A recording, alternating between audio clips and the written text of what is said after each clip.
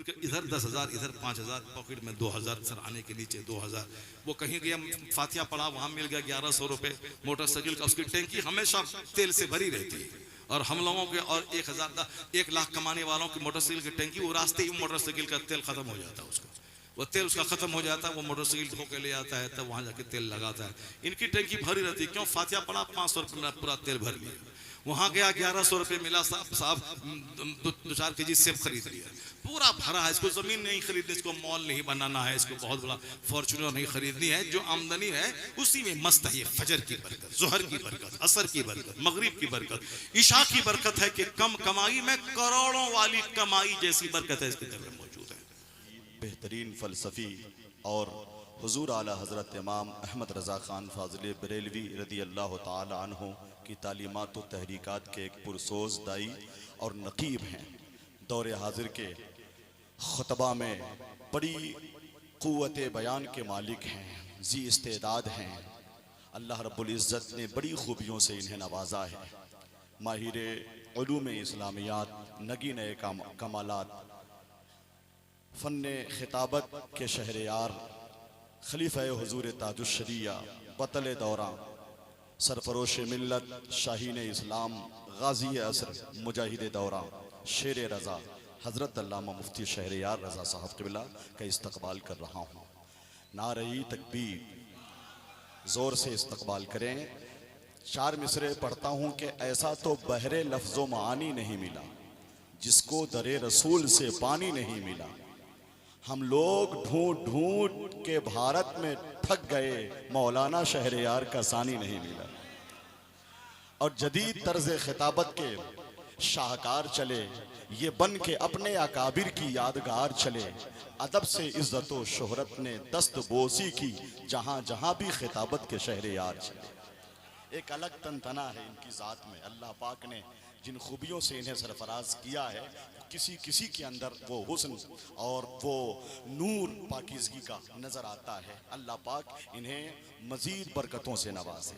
इनका साया हम तमाम ग़ुरबाए अहले सुन्नत के सरों पर दायम और कायम रहे। कह दीजिए आमीन। हाथों को उठा लें तो बेहतर रहेगा। आप तो जानते ही हैं कि कैसी शख्सियत का खिताब हो रहा है। तैयार हो जाइए। नारे तकबीर, नारे रिसालत, उर्से तारीक़ मिल्लत, फैज़ान सरकार सुरकाही, फैज़ान हज़रत अलाउद्दीन तालिबुल क़ादरी, फैज़ान खलीफ़ा सरकार सुरकाही, हज़रत अल्लामा मुफ्ती शहरयार रज़ा साहब क़िबला। अदब का माहो कौकब बोलता है, फ़ज़ा खामोश है लब बोलता है। महल में नजद के होती है दहशत, रज़ा का शेर जब जब बोलता। पूर्व वैशाली का ये सारा खित्ता, अगरचे यहाँ के लोग बरेली, अजमेर, हर जगह से जुड़े हुए हैं, लेकिन जो बाबा ताज का जलवा नागपुर इलाके में है, वही जलवा सरकार सुरकाही का इस इलाके में। सरकार सुरकाही बम्बई के इलाकों में आपने खिदमत नहीं की, क्योंकि हर बुजुर्ग का अलग अलग खित्ता होता है। तो बाबा तैग अली को अल्लाह ने इस इलाके के लिए चुन लिया। यही वजह है कि मुजफ्फरपुर, वैशाली, मोतिहारी, सीतामढ़ी, दरभंगा, इस जोन में वहाबियों नजदियों का उतना जोर नहीं है जितना जोर मसलक के आला हज़रत के मानने वालों का। इसके पीछे उलमा कराम की तसनीफात, उनके खिताबात, उनकी मेहनतों का दखल तो है ही, मगर रूहानी तसर्रुफ बाबा तैग अली का काम कर रहा। अपने ज़माने में छोटी छोटी महफिलों में जाकर, बैलगाड़ी से चलकर उन्होंने जो काम किया है, एक तो लोगों के दिलों में इश्क रसूल का जाम भी पिलाया है। अब पूरा खित्ता ये गरीबी से दो चार था, क्योंकि यहाँ ना समंदर है कि समंदर के रास्ते से कारोबार हो। बिहार, जिन इलाकों में समंदर है उन इलाकों में बड़ी बड़ी फैक्ट्रीज लगी हुई है। जैसे कलकत्ता समंदर के किनारे, तो हिंदुस्तान के 4 बड़े शहरों में एक शहर है। चेन्नई समंदर के किनारे, वो हिंदुस्तान के 4 बड़े शहरों में एक शहर है। बम्बई, जहाँ हिंदुस्तान की आधी दौलत रहती है, वो बिल्कुल समंदर के किनारे आबाद है। सामान एक्सपोर्ट करने का और बाहर से सामान इंपोर्ट करने का एक बड़ा जरिया है समंदरी जहाज। तो समंदर के किनारे लगभग जितने शहर हैं सब खुशहाल हैं और सबका कारोबार शबाब पर है। मैंगलोर को ले लीजिए आप, वो भी समंदर के किनारे, बेंगलोर नहीं मैंगलोर, वो भी समंदर के किनारे। जितने भी शहर समंदर के किनारे वो सब के सब, मछलीपट्टनम है उधर, विशाखापट्टनम और मछलीपट्टनम, विशाखापट्टनम शहर भी खूबसूरत है और बिल्कुल सनअती शहर है समंदर के किनारे। जहाज हजारों आ रहे हैं जा रहे हैं। मगर ये जो खित्ता है बिहार का, खास करके गंगा के इस पार का खित्ता, ये जो मुजफ्फरपुर, वैशाली, सीतामढ़ी, दरभंगा, मधुबनी का, इस इलाके में ना समंदर है न इस इलाके में बहुत बड़ा कोई कारोबार का हब है। बस तंबाकू पहले लोग रोपते थे, तंबाकू का कारोबार होता था, अब वो भी धीरे धीरे खत्म हो गया। बस गेहूं की फसल और धान की फसल होती थी। लेकिन आज सारा हिंदुस्तान इस इलाके को ललचाई निगाह से देखता है कि आलीशान बंगले बन रहे हैं, शानदार इमारत लोग खड़ी कर रहे हैं। केरला में गया, वहां देखा साहब वो पंप वाली मशीन है और एक आदमी बैठा हुआ है। मैंने पूछा कि आपका घर कहाँ है? कहा वैशाली में नगर, केरला, समंदर के किनारे तिरुवनंतपुरम। वहाँ पूरे भारत में हर जगहों पे वैशाली के लोग लोहे के कारोबार से जुड़े हुए हैं और गाड़ी के कारोबार से जुड़े हुए हैं। तो आप ये जान लें कि बाबा तैग अली ने आशिक रसूल भी बनाया है और बाबा तैग अली दुआएं देके इस इलाके की गरीबी को भी दूर किया है। इसलिए इस इलाके के लोग उनका एहसान मानते हैं कि बाबा हमारी मजहबी हालत भी दुरुस्त कर रहे हैं और हमारी माली हालत भी दुरुस्त कर रहे हैं। सुभान अल्लाह, सुभान। हर इलाके में अलग अलग लोगों को अल्लाह ताला चुन लेता है काम करने के। मैं अभी कुछ साल पहले गया था उड़ीसा के एक इलाके में, हालांकि कल रात भी उड़ीसा ही में था, मगर वो मगरबी उड़ीसा यानी रायपुर के से आगे, और कल भी उड़ीसा रहूंगा मगर वो मशरकी उड़ीसा जो बंगाल से अटैच है। तो उसी उड़ीसा में एक इलाका है पानी संडा का, दिन बाबू गए होंगे बहुत बार, वहाँ साल में 2-4 जलसे होते हैं। मगर मुहर्रम में 10 दिन का जलसा वहाँ पहले होता था, अब होता है कि नहीं होता है। मैं उसमें 2 साल गया हूँ, जितने लोग अभी आज बैठे हुए 10 दिन का जलसा होता था और मैं 2 साल गया हूँ। स्टेज वही है, पिंडाल वही है, सामाइन वही है। 10 दिन 2 घंटे 2.5 घंटे 3 घंटे की तकरीर, 10 दिन तक मैंने वहाँ, और जितने लोग यहाँ मौजूद हैं इससे डबल लोग डेली रहते थे। इतनी ही खवातीन पर्दे में बैठ करके सुनती थी। यानी वो 10 दिन का प्रोग्राम साल भर के लिए उस गांव के लिए एक मजहबी खुराक हो जाता था। लोग सुनते थे, बहुत गौर से सुनते थे। मैंने वहां कहा कि साहब पूरे उड़ीसा में, बिहार में लोग नहीं करते हैं मुहर्रम के मौके पर 10 दिन का प्रोग्राम। बंबई, गुजरात, राजस्थान में तो होता है, मगर बिहार वगैरह में इस तरह के जलसे नहीं होते। बिहार वालों को ढोल से फुर्सत कहाँ है, इधर साहब ताजिया निकालने से फुर्सत कहाँ है, आपस में लड़ने झगड़ने मारपीट करने से कहाँ फुर्सत है। हम लोग तो छोटे छोटे थे गांव समाज में, 10-20 इमाम बाड़ा और लाठी भी खेलते थे लोग और दूसरे को पिटाई भी करते थे। वो ताजिया निकालने के नाम पे तार काटो, दरख्त काटो, टहनी काटो, रास्ता रोको, ये सारा तमाशा होता था। मुंबई वाले इमाम अली मकाम की शान सुन रहे हैं, उनकी बायोग्राफी सुन रहे हैं, उनकी तालीमात सुन रहे हैं, और 10-10 दिन तक सहाबा इकराम अहले बैत अतहार की अजमत पे खिताब हो रहा है। ये उड़ीसा के जंगल में मैंने देखा साहब। मैंने कहा ये खूबी कब से पैदा होगी आपके गांव में? उन लोगों ने कहा कि हजरत कहानी बड़ी अजीब है मेरे गांव। हमारे गांव के लोग आज भी बाज घर देखते होंगे फूस का, गुर्बत का नमूना है वो। कहा हम लोग बहुत गरीब थे, मछली मांगते थे, और जो गरीब थे वो लोगों का माल लूटते थे। इस गांव का नाम चोर गांव था। लोग इस गांव से गुजरना नहीं चाहते थे।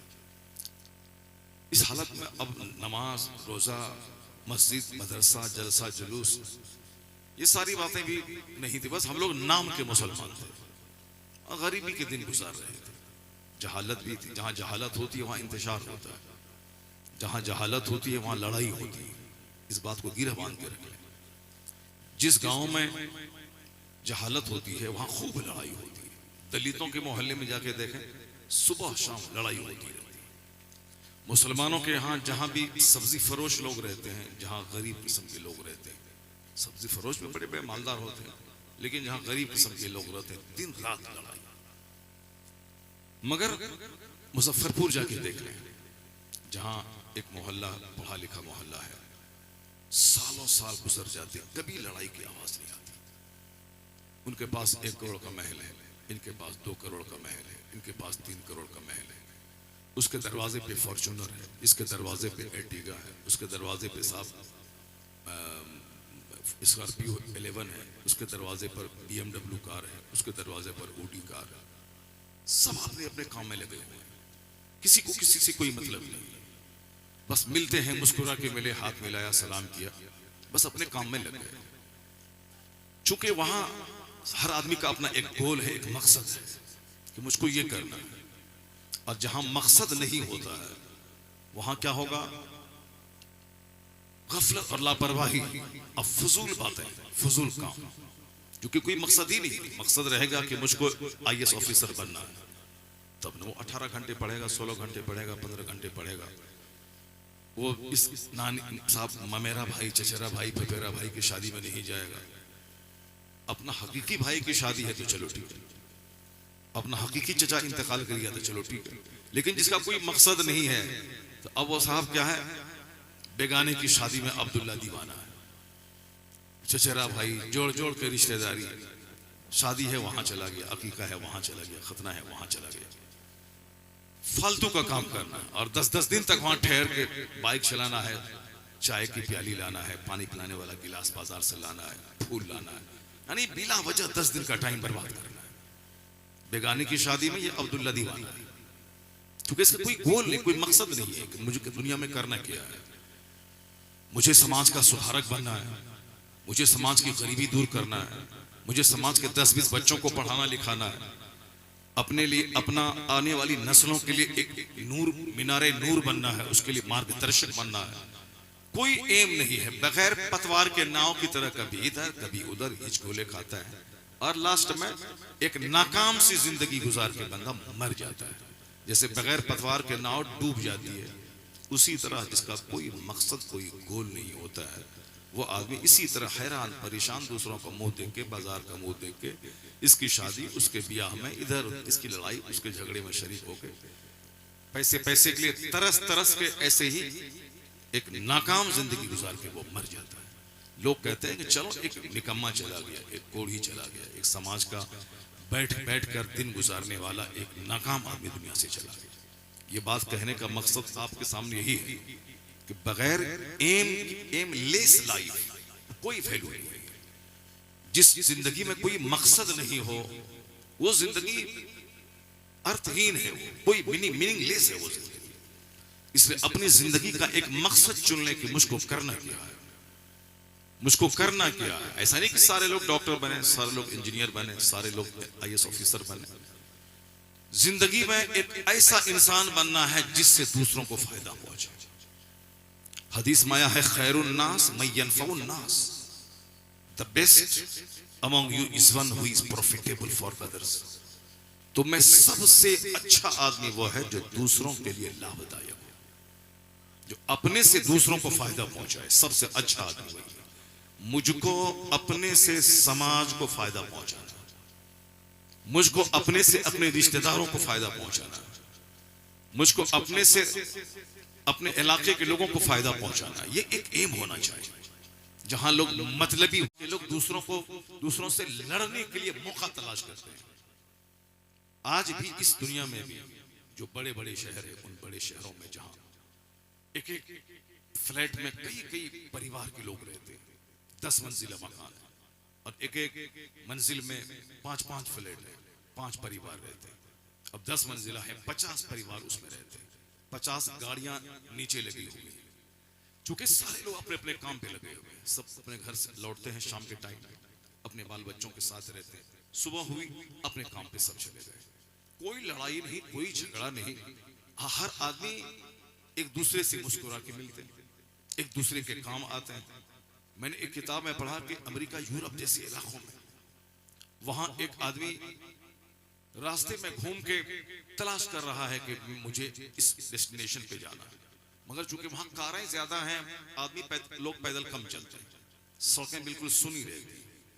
वो बेचारा घूम रहा है नीचे। यहाँ के लोग दूसरों का मजाक उड़ाते हैं। अगर किसी की साइकिल खराब हो जाए, किसी के बाइक का तेल खराब हो जाए, कोई अपना बाइक को खींच के ले जा रहा हो, सबसे पहले तो लोग हंसते हैं, उसको मजाक उड़ाते हैं।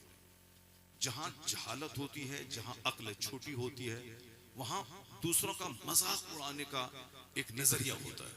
लेकिन जहां इल्म होता है, जहां लोगों के पास एजुकेशन और क्वालिटी होती है, तो वहां लोग मजाक नहीं उड़ाते हैं, बल्कि लोग दूसरों की बेइज्जती पे पर्दा डालते हैं। लोग लोगों की इज्जत का ख्याल करते हैं। अगर लोग जलील हो रहे हैं तो उस पर पर्दा डाल देते हैं, उसकी इज्जत का ख्याल करते हैं। अभी 2 दिन पहले की बात मैं कह रहा हूँ, हम लोग प्लेन से उतर के बेंगलोर में बस पे चढ़ करके जा रहे थे, जहां लगेज वगैरह होता है लेने के लिए। एक शख्स बेचारा डायबिटीज का मरीज रहा होगा, बीमार था वो शख्स। अब जाहिर सी बात है, पेशाब डायबिटीज वालों को बार बार पेशाब लगता है, हर 1 घंटे के बाद पेशाब लगता है। वो बंदा बस पे खड़ा है। आप लोग हवाई जहाज का सफर किए होंगे तो प्लेन के बाद बस पे चढ़ के जो आप जाते हैं, तो वो बंदा बस पे, उसको शदीद पेशाब लगा। अब क्या करेगा, पेशाब कर दिया वो लुंगी में। अब पेशाब उसका बिल्कुल बह करके बस से नीचे गिर रहा है चारों तरफ।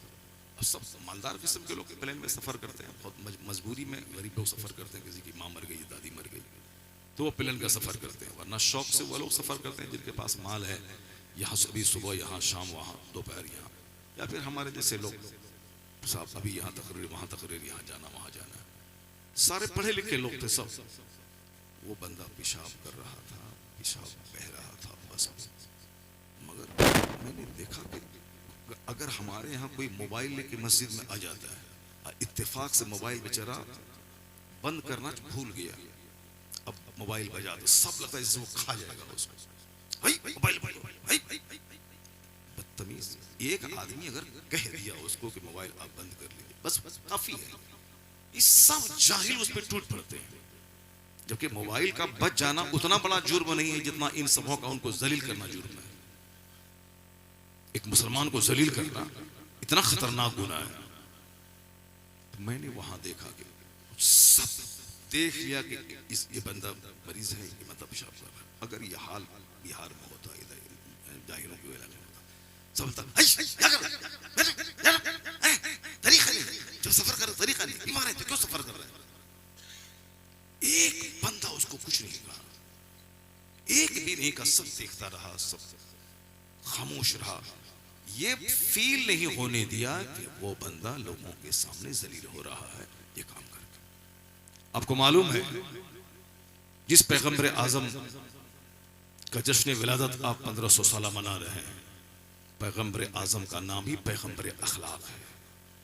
आका फरमाते हैं, बुइस्तु लिउतम्मिम मकारिमल अखलाक, मैं अखलाक की तकमील के लिए भेजा गया हूं। आका फरमाते हैं, बुइस्तु लिउतम्मिम मकारिमल अखलाक, यानी अखलाक की जो चोटी है, बुलंदी है, उसकी तकमील के लिए मैं भेजा गया। मस्जिद नबवी शरीफ में एक शख्स पेशाब किया, लोगों ने डांटना चाहा मगर हुजूर ने मना किया, नहीं उसे पेशाब करने दो। पेशाब किया, क्योंकि उस हालत में कोई भी बंदा रोकता है किसी को पेशाब की हालत में तो खतरनाक बीमारी हो सकती है। तो हुजूर ने उसको पेशाब कर दिया, लोगों ने डांटा, आपने मना किया। वो शख्स जब चला गया तो आका अलैहिस्सलाम ने पानी का एक डोल मंगवाया, उस पर बहा दिया। ये वो अखलाक था जो उस आदमी को आका अलैहिस्सलाम का दीवाना बना दिया। ऐसे ही 1400 साल के बाद आज पूरी दुनिया में पैगंबर आजम का जलवा नहीं है। ऐसी छड़ी घुमा दी, सारे काफिर कलमा पढ़ लिया, ऐसा नहीं है। आज 200 करोड़ लोग कलमा पढ़ रहे हैं। दुनिया के हर गोशे में इस्लाम है, हर इलाके, हर खित्ते में इस्लाम है। जो लोग कहते हैं कि 10 साल पहले हमारे मजहब के बानी आए हैं, उसका मजहब किसी एक खित्ते में सीमित है। जो लोग कहते हैं कि मेरा धर्म गुरु 5000 बिफोर क्राइस्ट, यानी 5000 कबल मसीह, जनाब ईसा अलैहिस्सलाम से 5000 साल पहले हमारे धर्म गुरु आए, कहाँ है उसके धर्म गुरु के मानने वाले लोग? कोई श्रीलंका में महदूद है, कोई नेपाल में के किसी इलाके में महदूद है, कोई कुछ बेशुमार मज़ाहिब है, मगर एक नाम मोहम्मद है जो बढ़कर घटा नहीं, वरना हर एक उरूज में बिना सवाल है। मुस्तफ़ा 1500 साल के अंदर पूरी दुनिया में छा गए, सिर्फ 1500 साल। 1500 साल बहुत बड़ी पीरियड नहीं है। आप में से किसी की उम्र होगी 100 साल। हमारे गांव में एक बूढ़ा है 100 साल का है, अभी भी लाठी लेके खेत घूमने चला जाता है। जाहिर सी बात है, जो आदमी बैठा बैठा रहे सिर्फ खाएगा, इस कोठी को ऊंचा करेगा, वो तो बेचारा पैदल भी नहीं चल पाएगा, वो तो 30, 35, 40, 50 साल के अंदर ही मर जाएगा। लेकिन जो बिल्कुल एक्टिव रहेगा, जिसका ये निकलेगा नहीं, बिल्कुल सुडौल बॉडी उसकी रहेगी, जो 5 किलो 10 किलोमीटर दूर डेली चलेगा। खेत में 1 बीघा खेत में हल चलाने में जितनी देर तक आदमी वो हल चलाता है, आप जोड़ लें तो 10 किलोमीटर हो जाएगा। ये वह लोग हैं। आज मेरे गांव में वो बंदा मौजूद है 95 साल का, मेरा चाचा खुद 90 ईयर्स का है, अभी भी लगता है कि 40 साल का है। उनके सामने हम लगते हैं बूढ़े। जो अगर सेहतमंद रहना है तो मेहनती बनना होगा, सेहतमंद रहना है तो कम खाना होगा, सेहतमंद रहना है तो अपने मकसद पे नजर रखनी होगी, अपना एक एम बना लेना होगा, अपना एक हमको ये काम करना है, काम में लगे रहना, दिमाग काम में लगा रहेगा, बॉडी काम में लगी रहेगी, तो फिर आदमी की उम्र भी बढ़ेगी और आदमी हेल्दी और सेहतमंद रहेगा। मैं आपसे कहना चाहता हूँ कि 1500 साल कोई बहुत बड़ी चीज नहीं है। एक बंदा की उम्र 100 साल, 100 साल, 200 साल, 300 साल, 1500 साल, 15,000 साल, ये एक लंबी मुद्दत है। 10,000 साल एक लंबी मुद्दत है। 1500 साल यानी 1500, 1500 साल। और आपको मालूम होना चाहिए कि सरकार गौसे आजम रज़ी अल्लाह तआला अन्हु की एक बेटे की उम्र 700 साल थी।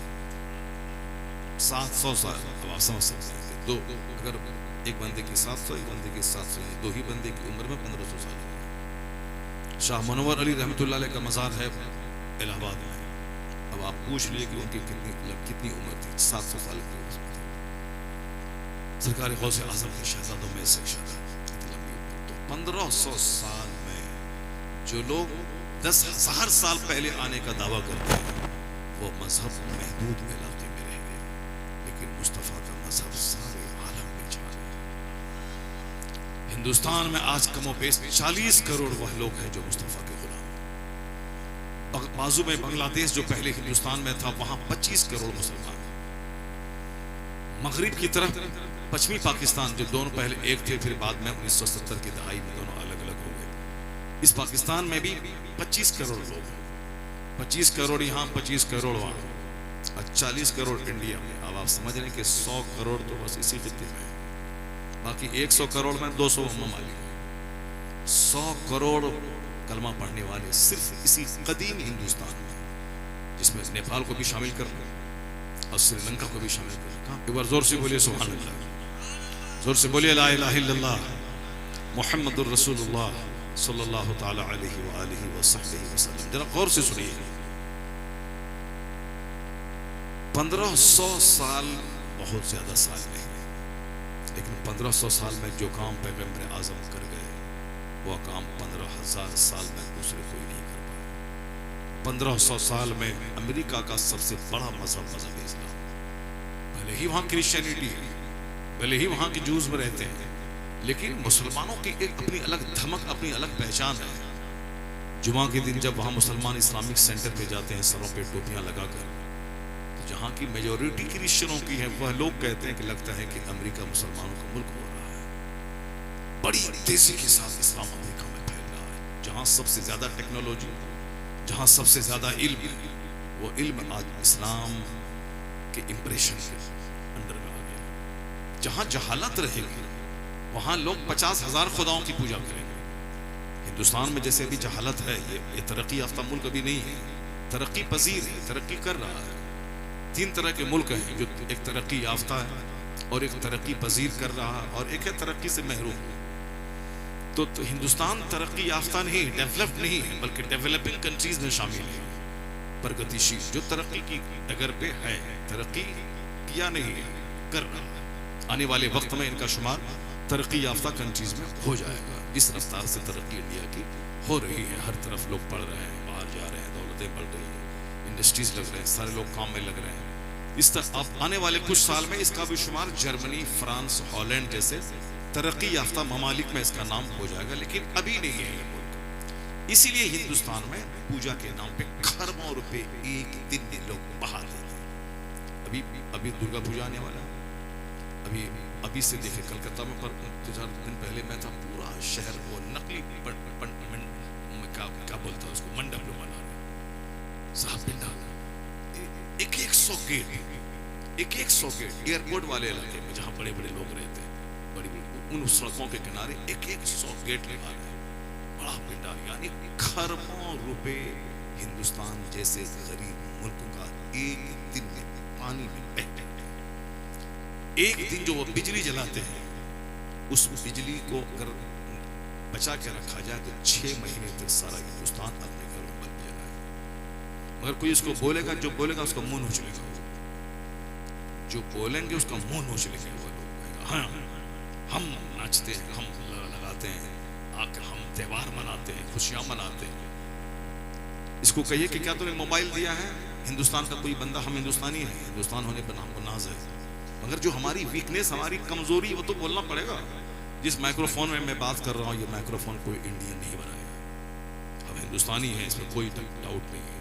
लेकिन ये सच है कि माइक्रोफोन 7 समंदर पार का दानिश्वर है। जिस हवाई जहाज से चल के मैं आज आया हूँ, वो हवाई जहाज अमेरिका के 2 भाई राइट ब्रदर्स ने बनाया। हिंदुस्तान में लोगों को टेलीविजन देखने का जुनून है। हम लोग जैसे कि आदमी नहीं है, हम 5 भाई हैं, 5 भाई के किसी के घर में टेलीविजन नहीं है। हमारे यहाँ भी 5 औरतें हैं और हम सबों के हमारी खुद 4 बेटियां हैं और दूसरे भाई की 1 बेटी 2 बेटी। इस दुनिया में 100 साल पहले की बात मैं नहीं कर रहा हूँ, आज की तारीख की बात कर रहा हूँ। 5 भाई हैं, 5 औरतें हैं, सबके पास बेटे बेटियां। किसी एक रूम में एक टेलीविजन नहीं मिलेगा। मगर हमारे ही मोहल्ले में एक गरीब आदमी है जो बिल्कुल मजदूरी करता है, टट्टी का घर है, सड़क के किनारे झुग्गी झोपड़ी में रहता है। मगर जब भी हम रास्ते से गुजरते हैं, 24 घंटे रात में छोड़ करके टेलीविजन चलता रहता है।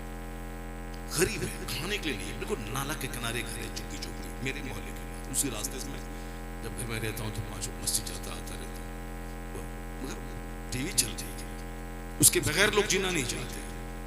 अब जाहिर सी बात है कि एक आदमी तारीख नहीं पढ़ रहा है, सीरत नहीं पढ़ रहा है, बुजुर्गों की जिंदगी नहीं पढ़ता है। जलसा साल में एक बार हुआ, 1 घंटा बैठा, नाच पढ़ा, एंजॉय किया, तकरीर के टाइम में कुर्सी खाली करके चला गया। तो अब वो क्या जानेगा जिंदगी कैसे गुजरनी, वो कैसे जाने कैसे मुझको रहना है।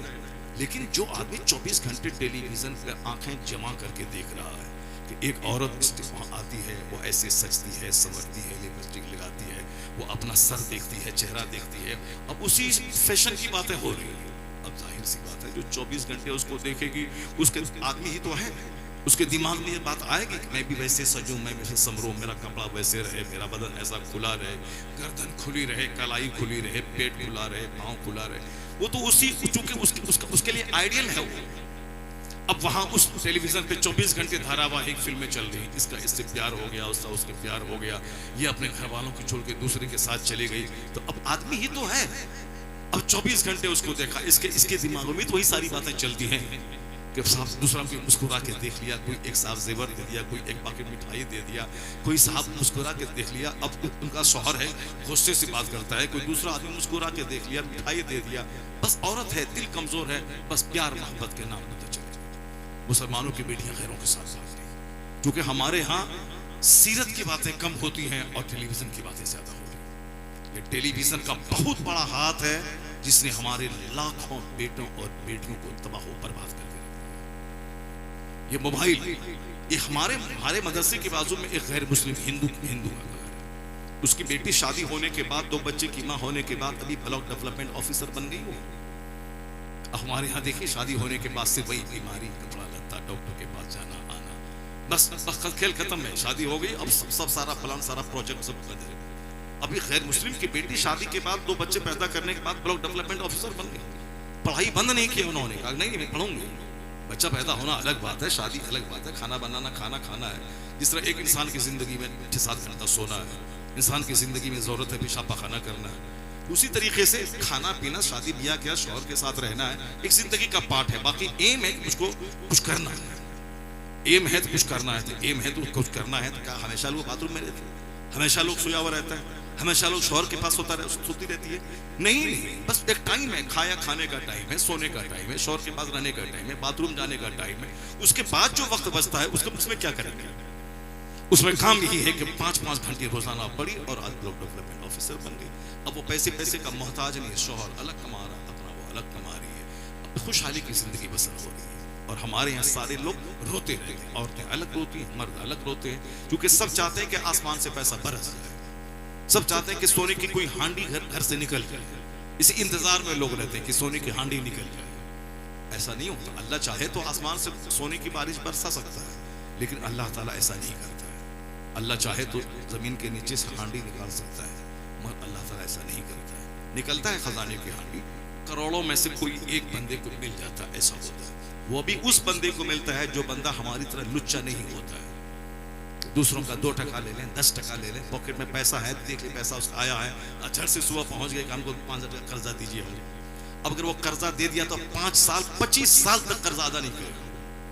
50 रुपए की कोई का वैल्यू है? 50 रुपए एक बंदा कर्जा लिया, वो आज तक नहीं दिया। 50,000 रुपए का कोई वैल्यू है? 50,000 रुपए एक बंदा लिया, वो अभी कई साल हो गए नहीं दे रहा। एक बंदा बोला था हजरत पैसा दीजिए, अब हम दे देंगे फौरन, साल भर से जायद हो गया, नहीं दिया, 1.5 लाख रुपए नहीं दिया। और वो तो चलो भी 50,000 रुपए हो गए, 1 लाख रुपए। एक बंदा मेरे गांव को बोला, मेहमान आया हो गरीबी है, 500 टका दे दीजिए, और 500 टका दिया। अब आज 15-20 साल हो गए नहीं दिया। जबकि उस मुलाकात होती है। अब ये जो खोजेगा कहीं से सोना निकल जाए खेत से, यहाँ से वहां से, नहीं निकलेगा, नहीं निकलने वाला। मौलाना साहब पूछे मुझसे, हदीस में आया है कि बनी इसराइल में एक शख्स था, वो शख्स बड़ा नेक और सालेह था। एक दूसरे आदमी से उन्होंने खेत खरीदा। हदीस में आया है, खेत खरीदा, और खेत में हल जोतने गया तो देखा कि खजाने की हांडी निकल गई। अगर हमारे बिहारी को अगर वो मिल जाए, अगर हमारे खेत में निकल जाए, तो किसी को खबर नहीं होनी चाहिए, अपना खास भाई को खबर नहीं होनी चाहिए। रात के टाइम में आएगा, खोद के ले जाएगा, धीरे से रखेगा, धीरे धीरे थोड़ा थोड़ा निकाल करके अपना ये मॉल, ये दुकान, ये लोग बोलेंगे क्या क्या हो रहा है, यानी बचा के रखो, बस कुछ नहीं चाहिए, हराम हलाल जैसे भी हो। पैसा देखा किसी के पास आया, पर से 5 आदमी कर्जा लेने के लिए पहुंच गए। तो आ जाए सऊदी अरब से, पहुंच गया, तो बेटी की शादी है, फला की शादी है, ये बीमारी है, फोन आते रहते हैं, हमको हार्ट का ऑपरेशन है, इसका ऑपरेशन है। भाई हमारे सामने मेरे मोहल्ले में अगर कोई गरीब आदमी हो तो 1 कुंटल चावल उसको दे दे, लेकिन कोई फराड करता है, वो पता चला कि वो झूठ बोल के पैसा ले लिया। आम आदमी जो हर मोहल्ले में अच्छे लोग रहते हैं, कुछ ना कुछ, वहां बेटी की शादी है, उस मोहल्ले के 10 लोग करवा देंगे। लेकिन आप जो फोन करें, मुंबई बिहार में रहते बम्बई वाले को आप फोन करेंगे मेरी बेटिया की शादी है, उसके पास तो ढेर फोन आते हैं, सब ठग लोग, ठग किस्म के लोग होते हैं। जरा देखिए, नीयत अच्छी रखिए, इन्नमल अमालु बिन्नियात, अमाल का दरोमदार नियतों पे। इन्नल्लाह ला यंजुरु इला सुवरिकुम व अमवालिकुम वलाकिन यंजुरु इला कुलूबिकुम व अमालिकुम। अल्लाह आपकी सूरतों को और आपके माल को नहीं देखता है, अल्लाह ताला आपके अहवाल को देखता है, आपकी नीयतों को देखता है। कपड़ा रहे काला मगर दिल उजला रहना चाहिए। कपड़ा बिल्कुल व्हाइट एंड व्हाइट है, दिल काला है, दिल में अदावत है, नफरत है, बुग़्ज़ है, हसद है, जलन है, नफरत है। सामने मुस्कुराता है और अंदर में है कि मौका मिले तो गर्दन काट दे उसको।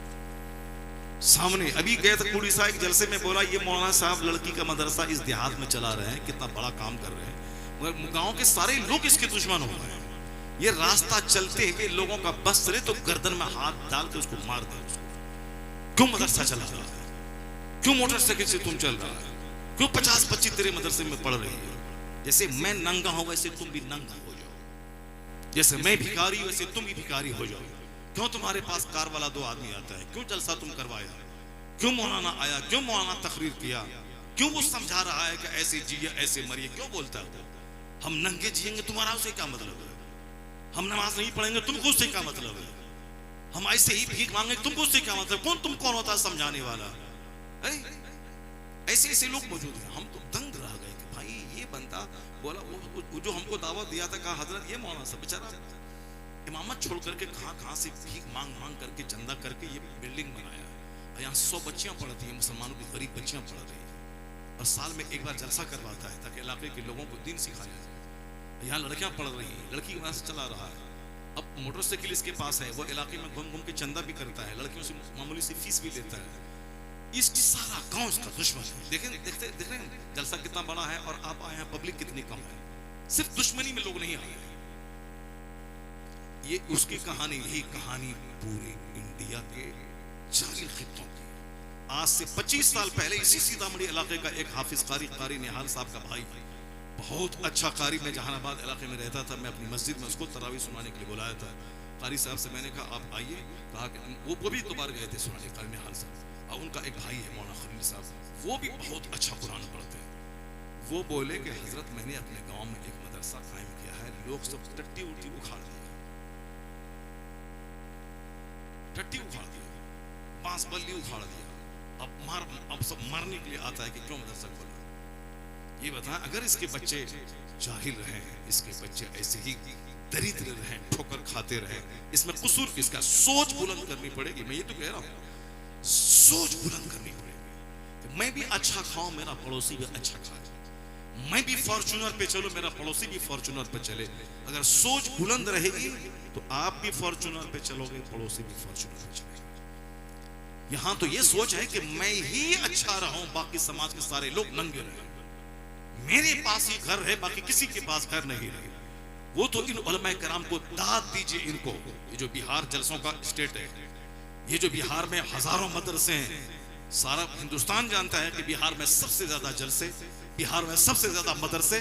मैं कहता हूं, क्या इन मदरसों के कायम करने के पीछे कोई किसी डीएम का हाथ है, किसी लॉयर का हाथ है, किसी बैरिस्टर का हाथ है, किसी जमींदार का हाथ है? नहीं, जितने हजारों मदरसे, सबके पीछे इन्हीं गरीब मौलवियों का हाथ है। इनकी वजह से आपके बच्चे पढ़ते हैं। हर मदरसे में अगर 50 ही बच्चे पढ़ते हैं तो हजारों मदरसे। इसलिए बिहार के लोग, बेंगलोर की 90% मस्जिदों में बिहारी इमाम है, बंबई की मस्जिदों में बिहार के इमाम है। उत्तर प्रदेश का बास्केटबॉल, उत्तर प्रदेश में जिस इलाकों में तरक्की आ गई है, फिर वो लोग आलिम मानना छोड़ दिए। जिन इलाकों में अभी गुर्बत है, जैसे गोंडा, बस्ती, बहराइच, देवरिया, इन इलाकों में जो बिहार से सटा हुआ इलाका है, उन इलाकों में अभी तरक्की आई है, मगर बहुत तरक्की नहीं आई है। उन इलाकों के लोग मदरसे में पढ़ते हैं वहाँ बच्चे, लेकिन जो हाईली क्वालिफाइड हो गए, खूब मालदार हो गए, अब उनके बच्चे इंजीनियर, बैरिस्टर बनेंगे, क्रिश्चियनों के स्कूल में पढ़ेंगे। मदरसे में कौन पढ़ाएगा? मदरसे में पढ़ाने का मुस्तकबिल क्या होता है? बच्चा आलिम फाजिल बनने के बाद कहेगा अब हम क्या करेंगे, क्या कमाएंगे, क्या खाएंगे? ऐसा नहीं है। आज भी काबिल आलिम को वो इज्जत अल्लाह देता है कि एक बैरिस्टर तमाशा देखता रह जाए। आज भी हिंदुस्तान में बड़े बड़े डीएम, बड़े बड़े प्राइम मिनिस्टर थे, मगर सरकार ताजुश शरिया एक आलिम थे। अल्लाह ने जो इज्जतों से नवाजा था, अफ्रीका और अमेरिका के लोग देखते, जब ताजुश शरिया उस इलाके से गुजरते थे तो लोग कहते थे, इस गोरों के मुल्क में गोरों का सरदार कहां से आ गया? क्या बात है। आप बिहार के किसी एयरपोर्ट पे आ जाते बागडोरा इलाके में, तो साहब वो एयरपोर्ट शहर के लिए काबिल रश्क बन जाता था। इतनी भीड़, ऐसे लोग, गोवा जैसे छोटे स्टेट में 3 लाख मुसलमान कमोबेश जमा हो गए ताजुश शरिया की महफिल में। एक सिर्फ ताजुश शरिया ही नहीं, ताजुश शरिया तो हाई लेवल के आलिम हो गए, लेकिन उनके अलावा जो उनके गुलाम हैं, जो उनके शागिर्द हैं, जो उनके मुरीद हैं, उसमें भी हजारों उलमाए कराम हैं जो इज्जत की रोटी खाते हैं, जो आराम से रहते हैं। अभी मौलाना साहब बता रहे थे हमसे कि एक मौलाना साहब थे, उलम साहब कोडरमा इलाके का, उन्होंने फजीलत की, फिर उसके बाद उन्होंने कंटेम्पररी नॉलेज में उन्होंने MA किया, PhD की, और फिर वो साहब अभी कुछ नहीं, अपने घर में बैठकर साहब कंप्यूटर चला करके 1.5 लाख महीना कमा रहे हैं। नॉलेज होना चाहिए, इल्म। मतलब हम कहते हैं कि आप इसको देख लीजिए, लैपटॉप यहाँ सामने, अंग्रेजी की अच्छी जानकारी, और साहब इन्होंने दोनों उलूम हासिल की। खुद मुझको ले लीजिए, मैं मदरसे की टूटी चटाई पर बैठकर फारसी की पहली से लेकर बुखारी शरीफ तक मैं पढ़ा, लेकिन 400 बच्चे जो मैट्रिक में एग्जाम दे रहे थे, मैंने उस एग्जाम में मैं शरीक हुआ। 400 बच्चों में सबसे टॉप रिजल्ट मेरा रहा, 400 बच्चों में टॉप रिजल्ट मेरा रहा। इंटरमीडिएट में 25 कॉलेज में सबसे टॉप रिजल्ट मेरा रहा, एक कॉलेज में 25 कॉलेज टॉप रिजल्ट मेरा रहा। इसका मतलब ये निकला कि बंदा जब मदरसे में पढ़ेगा, सोच बड़ी रहेगी। तो अभी इसी अशरफिया मुबारकपुर का प्रोडक्ट मौलाना शाहिद साहब, अभी इसी बिहार के समस्तीपुर बगल ही उसमें साहब एक बहुत बड़े डिपार्टमेंट के साहब हेड है, साहब वो ऑफिसर है, IAS ऑफिसर है। बहुत सारे लोग मदरसे में सबसे बड़ा बेनिफिट ये है कि एक बच्चा MA करने के बाद जो सोचेगा कॉलेज में कि अब मुझको क्या करना है, तो MA किस हाल में किया है? MA इस हाल में किया है कि ना नमाज ठीक से पढ़ी है, न पेशाब पाखाना का, न पाकी नापाकी का ख्याल ठीक से रहा है, बस सिर्फ 10 बच्चों के साथ में घूमना फिरना, गुल्ली डंडा खेलना, फिल्म देखना, बाप से पैसा लेना, दोस्ती यारी करना और शाम के टाइम में निकल करके लड़कियों पे नजर दौड़ाना, आंखें सेकना और वही सारी प्यार मोहब्बत की बातें करना। अब MA कर लिया, चोर दरवाजे से पास कर गया, अब सोचता अब मैं क्या करूं।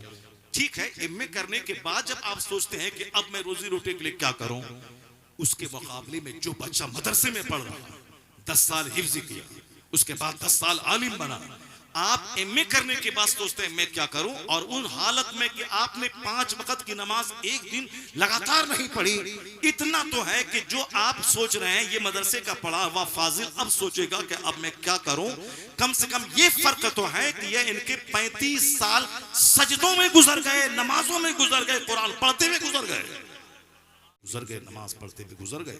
अब ये बंदा अगर बिजनेस करेगा या कोई कारोबार लेके बैठेगा, ऐसा नहीं कि जो 35 साल तक नमाज़े पंजगाना का पाबंद रहा हो वह दुकान खोलने के बाद पक्का बेनमाजी हो जाएगा, ऐसा नहीं। रोजी रोटी तो सबको मिलेगी मगर जन्नत सबको नहीं मिलेगी। इसी फिक्र को लेके हमेशा रहे कि मुझको दुनिया भी कमाना है और इसी दुनिया में रह के मरने के बाद की जन्नत भी हासिल करनी है। मुसलमानों को दुनिया में भी खुशहाल रहना है और मरने के बाद काफिरों की तरह इसके आग में नहीं जलना है, इसे मरने के बाद जन्नत में जाना है। अल्लाह ने यह दुआ सिखाई है कुरान में कि तुम ये दुआ मांगो अल्लाह से, रब्बना आतीना फिद दुनिया हसना व फिल आखिरति हसना व क़िना अज़ाबन्नार। ए अल्लाह मुझे दुनिया में भी भलाई अता फरमा, आखिरत में भलाई अता फरमा और मुझे अज़ाब जहन्नम से बचा दे। ये दुआ अल्लाह ने सिखाया है बंदों को, तुम ये मांगो कि दुनिया में भी खुशहाल रहे और मरने के बाद जन्नत जाए और जहन्नम की आग से बच जाए। इसका मतलब ये निकला कि अल्लाह ताला मुझे कंगाल बनाना नहीं चाहता, मुझे चाहता है कि मैं खुशहाल हूं। तब ये दुआ मुझको सिखाया कि तुम रब्बना आतिना फिद दुनिया हसना की दुआ करो। तो जब एक काफिर DM बनने के लिए 18 घंटे पढ़ता है तो चूंकि उसको सिर्फ दुनिया ही में खुशहाल रहना है, उसका निशाना मरने के बाद जन्नत जाना नहीं, इसीलिए सिर्फ दुनिया कमाने के लिए वो 16 घंटे 15 घंटे 10 घंटे 8 घंटे खूब कमाता है, बारिश में भीग के हल चलाता है, मेहनत करता है, नई नई खेतियां नई टेक्नोलॉजी के साथ करता है। एक इंजीनियर खेती बाड़ी करना शुरू किया, नौकरी छोड़ करके वह 5 एकड़ जमीन में बासमती चावल राजस्थान में पैदा करता है, सारा चावल वह लंदन एक्सपोर्ट करता है। 70 लाख की ऊडी कार पे चलता है, एक कार नहीं कई कार उसके पास है। खेती बाड़ी करके नई टेक्नोलॉजी के हिसाब से खेती कर रहा है। अपने पास अगर जमीन 20 बीघा है तो 20 बीघा दूसरों से ले लिया है, उस पे खेती कर रहा है। अब वो शानदार कार पे 1 करोड़ की ऊडी कार पे चल रहा है, मेहनत कर रहा है तब ना कार पे चल रहा है। और हमारे दिमाग में कि कोई आदमी कार पे चल रहा है तो मुझको बता दिया गया वो हराम के कार पे चल रहा है, वो हराम का कार का है, हराम के कार से वो 5 स्टार होटल में रह रहा है, वो हराम के पैसे से। इसीलिए हम अपने कोढ़ीपन पे पर्दा डालने के लिए अपने बच्चों से कहते हैं वो हराम के गाड़ी पे चल रहा है। आप जानते हैं कि वो हराम की चल रहा है, इतनी सारी गाड़ियां हराम की चल रही हैं। जो आदमी मेहनत से काम कर रहा है, खेती बाड़ी कर रहा है, बिजनेस कर रहा है, वो अरबों में खेल रहा है, वो 1 करोड़ की कार पे चल रहा है, वो हराम की कार पे कैसे चल रहा है?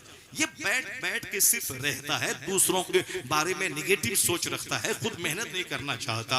अब दूसरा कोई अच्छा करे तो हराम खा रहा है, दूसरा कोई अच्छा खाए पिए तो वो हराम का लूट के खा रहा है। यानी ये सोच गंदी हो जाती है। जब काफिरों को सिर्फ दुनिया में खुशहाल रहना है, उसके लिए वो 10 घंटे मेहनत करना है। मुझको तो चूंकि मरने के बाद जन्नत जाना है, दुनिया आखिरत के सामने पानी का एक कतरा है, जैसे समंदर का एक कतरा पानी। हमारे पैगंबर अलैहिस्सलाम ने जो कुछ हमको कहा है, जो कुछ इरशादात आपके हैं, उसमें एक बड़ा फरमान ये भी है, हमेशा सरकार आखिरत की बात करते रहे। खुतबे जुमा हो, खुतबे ईदैन हो, सैयदा आयशा का हुजरा हो या सैयदा फातिमा के पास हो या सहाबा कराम के झुरमुट में हो, हमेशा आखिरत की जन्नत की बात मुस्तफा करते रहते। सबसे पहली तकरीर जो हुजूर ने की सफा पहाड़ से, वहां भी आखिरत की बात है। आप तकरीर कर रहे हैं कि ऐ लोगों, जिस तरह मैं तुमको देख रहा हूं इसी तरह पहाड़ के इस पिछले हिस्से को भी देख रहा हूं।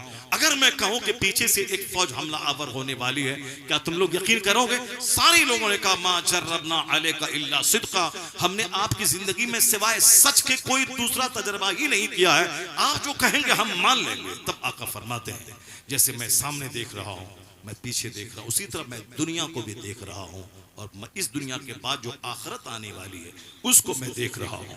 इसलिए मैं तुम्हें जहन्नम की आग से डराता हूं, मैं तुम्हें बताता हूं कि तुम शिर्क से तौबा करो, कुफ्र से बाज आ जाओ, खुदाए वाहिद पे ईमान लाओ।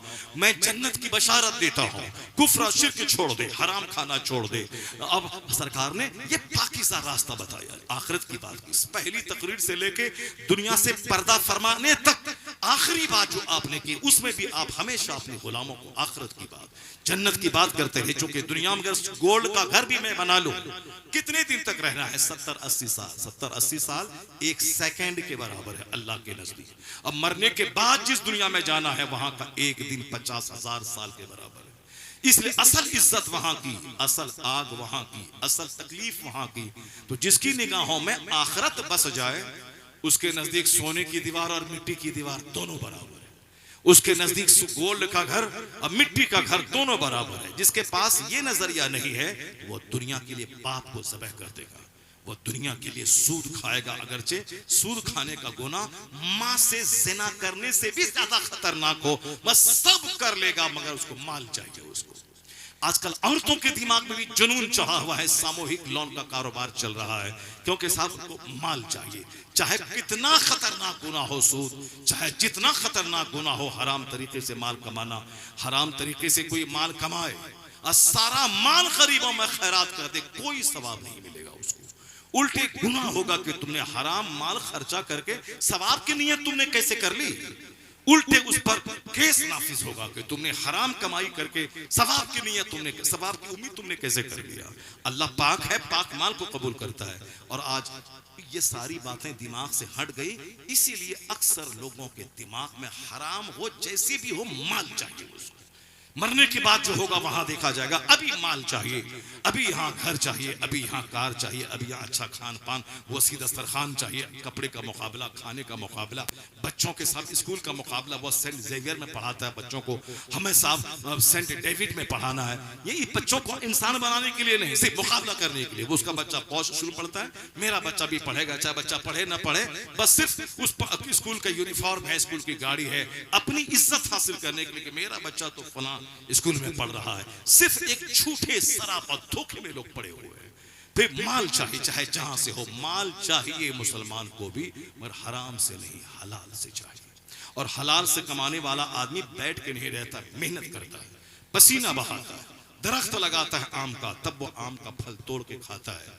ऐसा नहीं कि आम का पेड़ लगा के वहां से हीरा तोड़ ले, वहां से सेब तोड़ ले। इस दुनिया में ऐसा नहीं होता है। मेहनत करते हैं काफिर सिर्फ दुनिया सजाने के लिए। हमको तो चूंकि मरने के बाद जन्नत जाना है, खरबों साल की जन्नत में रहना है, तो उसके मुकाबले में डबल मेहनत करनी पड़ेगी आपको, चूंकि उसको सिर्फ दुनिया कमाना है और हमको दुनिया और आखिरत दोनों कमाना है। हमें दुनिया में भी मालदार रहना है, मरने के बाद जन्नत जाना है। तो उसका शानदार फॉर्मूला मुस्तफा ने दिया है कि 8 घंटे की गहरी नींद लेने के बाद खेत खलियान दुकान बाद में जाना, पहले 10 मिनट का टाइम निकाल के फजर की नमाज पढ़ने के लिए मस्जिद चला जा। फिर फजर से लेके जोहर तक 10 घंटे तक कोई नमाज फर्ज नहीं। टाइमिंग का सिस्टम जब देखेंगे तो आप हैरत में पड़ जाएंगे। ईशा की नमाज पढ़ने के बाद फजर तक कोई नमाज फर्ज नहीं। तहज्जुद पढ़े सवाब है, नहीं पढ़े कोई गुनाह नहीं। क़यामत के दिन सवाल नहीं होगा कि तुमने तहज्जुद की नमाज क्यों नहीं पढ़ी, ईशा का सवाल होगा, फजर का सवाल होगा। अब ईशा और फजर के बीच में कोई नमाज फर्ज नहीं। क्यों? ये वक्त है सोने का, ये वक्त है आराम करने का। फिर फजर की नमाज के बाद से लेकर जोहर तक 10 घंटे तक कोई नमाज फर्ज नहीं। इशराक पढ़े सवाब है, नहीं पढ़े कोई गुनाह नहीं। चाश्त पढ़े सवाब है, गरीबी दूर होगी, सारे पार्ट्स का शुक्राने वाली नमाज है, पढ़े सवाब है, नहीं पढ़े कोई गुनाह, फर्ज नहीं, वाजिब नहीं। नफल है, पढ़े सवाब, नहीं पढ़े कोई गुनाह नहीं। मगर जोहर फर्ज है, फजर फर्ज है। इस बीच में 10 घंटे की जो डिस्टेंस है वो इसीलिए है कि ये वक्त है कमाने का, ये वक्त है खेत खलिहान जाने का, ये वक्त है स्कूल जाने का, ये वक्त है कॉलेज जाने का, ये वक्त है फैक्ट्री जाने का, ये वक्त है मिट्टी खोद के अंदर से खजाना निकालने का, ये खूब मेहनत करने का वक्त है। इसलिए कंप्लीट 8 से लेकर 10 घंटे तक कोई नमाज फर्ज नहीं है। वो एक बदबख्त अरब का था जो अरबी जबान में इतनी शानदार किताब लिखी कि उसके लिए मक्का का इमाम, हरम का इमाम दुआ कर रहा था, ये बंदा चाहे जो करे। इस किताब को लिख के उन्होंने सारी दुनिया के मुसलमानों की तरफ से कर्ज चुका दिया है। इस्लाम पे होने वाले सारे हमलों का सेटिस्फैक्टोरी तशफ़ी बख्श जवाब इसने दे दिया है। इमाम हरम जिसके लिए दुआ कर रहा था, अल-जामिअतुल अज़हर मिस्र के असातिज़ा जिसके लिए दुआ कर रहे थे, ऐसी जबरदस्त किताब आज तक किसी ने नहीं लिखी अरबी जबान में। लेकिन मालूम है जिसके लिए इमाम हरम दुआ कर रहा था, आने वाला वक्त ऐसा खतरनाक उसके लिए आया।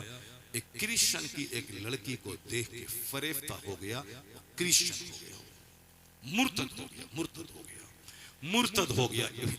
आलम इस्लाम में एक जबरदस्त इनकलाबी किताब लिखने वाला एक लड़की के चेहरे ने उसे मुर्तद बना दिया। उसके बाद मालूम है क्या हश्र हुआ? इस्लाम के मुखालफत में एक किताब लिखा और उस किताब में लिखा कि 5 वक्त की नमाजें जोहर असर मगरिब इशा बार बार जाना, माज़अल्लाह 1000 बार करोड़ बार अल्लाह की पनाह। उसने उसमें लिखा कि 5 वक्त की नमाजें मुसलमानों की तरक्की की राह में रुकावट है, मुसलमानों के डेवलपमेंट की राह में रुकावट है। जो बार बार मसीह जाएगा वो क्या बड़ा काम कर पाएगा? माज़अल्लाह, जाओ क्रिश्चियन का तलवार चाटो तुम, जिसके लिए इमाम हरम दुआ कर रहा था। अब वो बंदा इस तरह की बातें कर रहा है। जरा गौर से सुनिए, हमको ईमान भी बचाना है, अखलाक भी बचाना है, किरदार भी बचाना है। उसके लिए काफिर के मुकाबले में 2 गुनी मेहनत करनी पड़ेगी। हमें खेत भी जाना होगा, मस्जिद भी जाना होगा, हमें खाना भी होगा, 1 महीना रोजा भी रखना होगा, हमें 1 करोड़ कमाना भी होगा, उसमें 2.5 लाख ज़कात भी निकालना होगा। हमें जिंदगी में एक बार जहां से इस्लाम का सूरज तुलू हुआ उस जगह को देखना होगा, अरकाने हज अदा करना होगा, हमें हज भी करना है, कमाना भी है, हमें 1 करोड़ कमाना है, 2.5 लाख ज़कात निकालना है, हमें 24 घंटे में 10 घंटे सोना भी है, 10 घंटे काम भी करना है, 4 घंटे हमें नमाज के लिए निकालना है, खल्क़े खुदा की खिदमत के लिए निकालना है। तो वो सिर्फ 5 घंटे निकाल के हल चलाए और हमें 10 घंटे निकालना होगा ताकि दुनिया में भी खुशहाल रहे और जैसे मरे खुदा की सजाई सजाई जन्नत में पहुंच जाए। जिस तरह दुनिया में खेत गए बगैर रोजी नहीं मिलती, जिस तरह दुनिया में फैक्ट्री गए बगैर दौलत नहीं मिलती, जिस तरह दुनिया में कारखाने गए बगैर पैसा नहीं आता, गिरह बांध के रख लें कि बगैर मस्जिद गए जन्नत नहीं मिलती है, बगैर नमाज़े पंजगाना पढ़े हुए जन्नत नहीं मिलती है। नहीं, ऐसा नहीं कि जमीन से खजाना निकल जाएगा हम अरबपति हो जाएंगे। न खजाना निकलेगा न आप अरबपति होंगे, या तमन्ना लेके मर जाएंगे, वो खजाना नहीं निकलेगा। इसलिए अगर कोई ये कह रहा है कि झंडा हमने लगाया और जन्नत हमारे लिए पक्की है, वो ऐसा ही है जैसे कि वो इंतजार करता रहे कि आसमान से हीरे की बारिश होगी और मैं दुनिया का अरबपति इंसान बन जाऊंगा। ऐसा नहीं है। झंडी लगाना अच्छा काम है, फर्ज वाजिब नहीं है। लाइटिंग करना अच्छा काम है, फर्ज वाजिब नहीं है। जुलूस मोहम्मदी अच्छा काम है, फर्ज वाजिब नहीं है। फर्ज क्या है? नमाज, फर्ज है रोजा, फर्ज है ज़कात, फर्ज है हज। ये 5 पिलर्स हैं। बुनियल इस्लाम अला खम्स, यानी there are 5 pillars of Islam. ये इस्लाम के 5 खंबे हैं, तौहीद, नमाज, रोजा, हज, ज़कात। ये पिलर पे छत खड़ी होती है और फिर छत खड़ी हो गई पिलर पे, तो अब उसमें इंटीरियर डेकोरेशन है, डोर्स हैं, विंडोज हैं, ग्रेनाइट है, मार्बल है, लाइटिंग है, प्लम्बिंग है। ये मकान का हुस्न है। उसी तरह से पिलर है ये 5। अब जुलूस मोहम्मदी है, 11वीं का लंगर है, 12वीं का जुलूस है, 6ठी का लंगर है, मुहर्रम का खिचड़ा है। ये नफल इबादतें हैं। ये सब क्या हैं? घर के विंडोज हैं, डोर्स हैं, लाइटिंग है, प्लम्बिंग है, ये सब खूबसूरती है। उस तरीके से ये सब भी जरूरी है। अब जो बोलता है कि सिर्फ नमाज पढ़ो, फातिहा करना हराम है, वो भी गलत रास्ता चुना है जहन्नम का। और जो कहता है कि बस एक दिन जुलूस मोहम्मदी में निकल जाओ जन्नत पक्की है, ये भी गलत रास्ता चुना है कि नमाज पढ़ने की जरूरत नहीं है। कौन रोजाना 5 टाइम नमाज पढ़ने जाए? मरने तक, सर्दी में, गर्मी में, बरसात में, तूफान में, बेटी की बारात आए, बेटे का जनाजा निकले, मगर नमाज किसी हालत में माफ नहीं है। कौन ऐसा करेगा? बस एक दिन जुलूस मोहम्मदी में निकल जाओ, हाथ में झंडा लो, बस जन्नत पक्की है, जन्नत हमारे बाप की जागीर है। ये भी गलत रास्ता है, ये भी धोखे का रास्ता है। और जो कहता है सिर्फ नमाज पढ़, ये सब फातिहा मिलाद दुआ दुरूद सब हराम है, नाजायज है, बिदअत है, वो भी जहन्नम का रास्ता। ये बीच का रास्ता है जिसमें तवाजुन है, जिसमें एतदाल है। वो रास्ता कौन सा है? राह अहले सुन्नत है। उसी का नाम मसलके आला हजरत है कि नमाज भी होगी और जुलूस मोहम्मदी भी निकाला जाएगा, रोजा भी रखा जाएगा और लंगर मोहम्मदी भी खिलाया जाएगा, हज और ज़कात भी अदा की जाएगी और फिर गौसे पाक की 11वीं भी मनाई जाएगी। फातिहा मिलाद औलिया सालिहीन के मज़ारात की हाज़िरी भी होगी, यानी फर्ज भी अदा होगा, नफ्ल भी अदा होगा और यह सीधा रास्ता जन्नतुल फिरदौस लेके चला जाएगा। यही है मसलक आला हज़रत।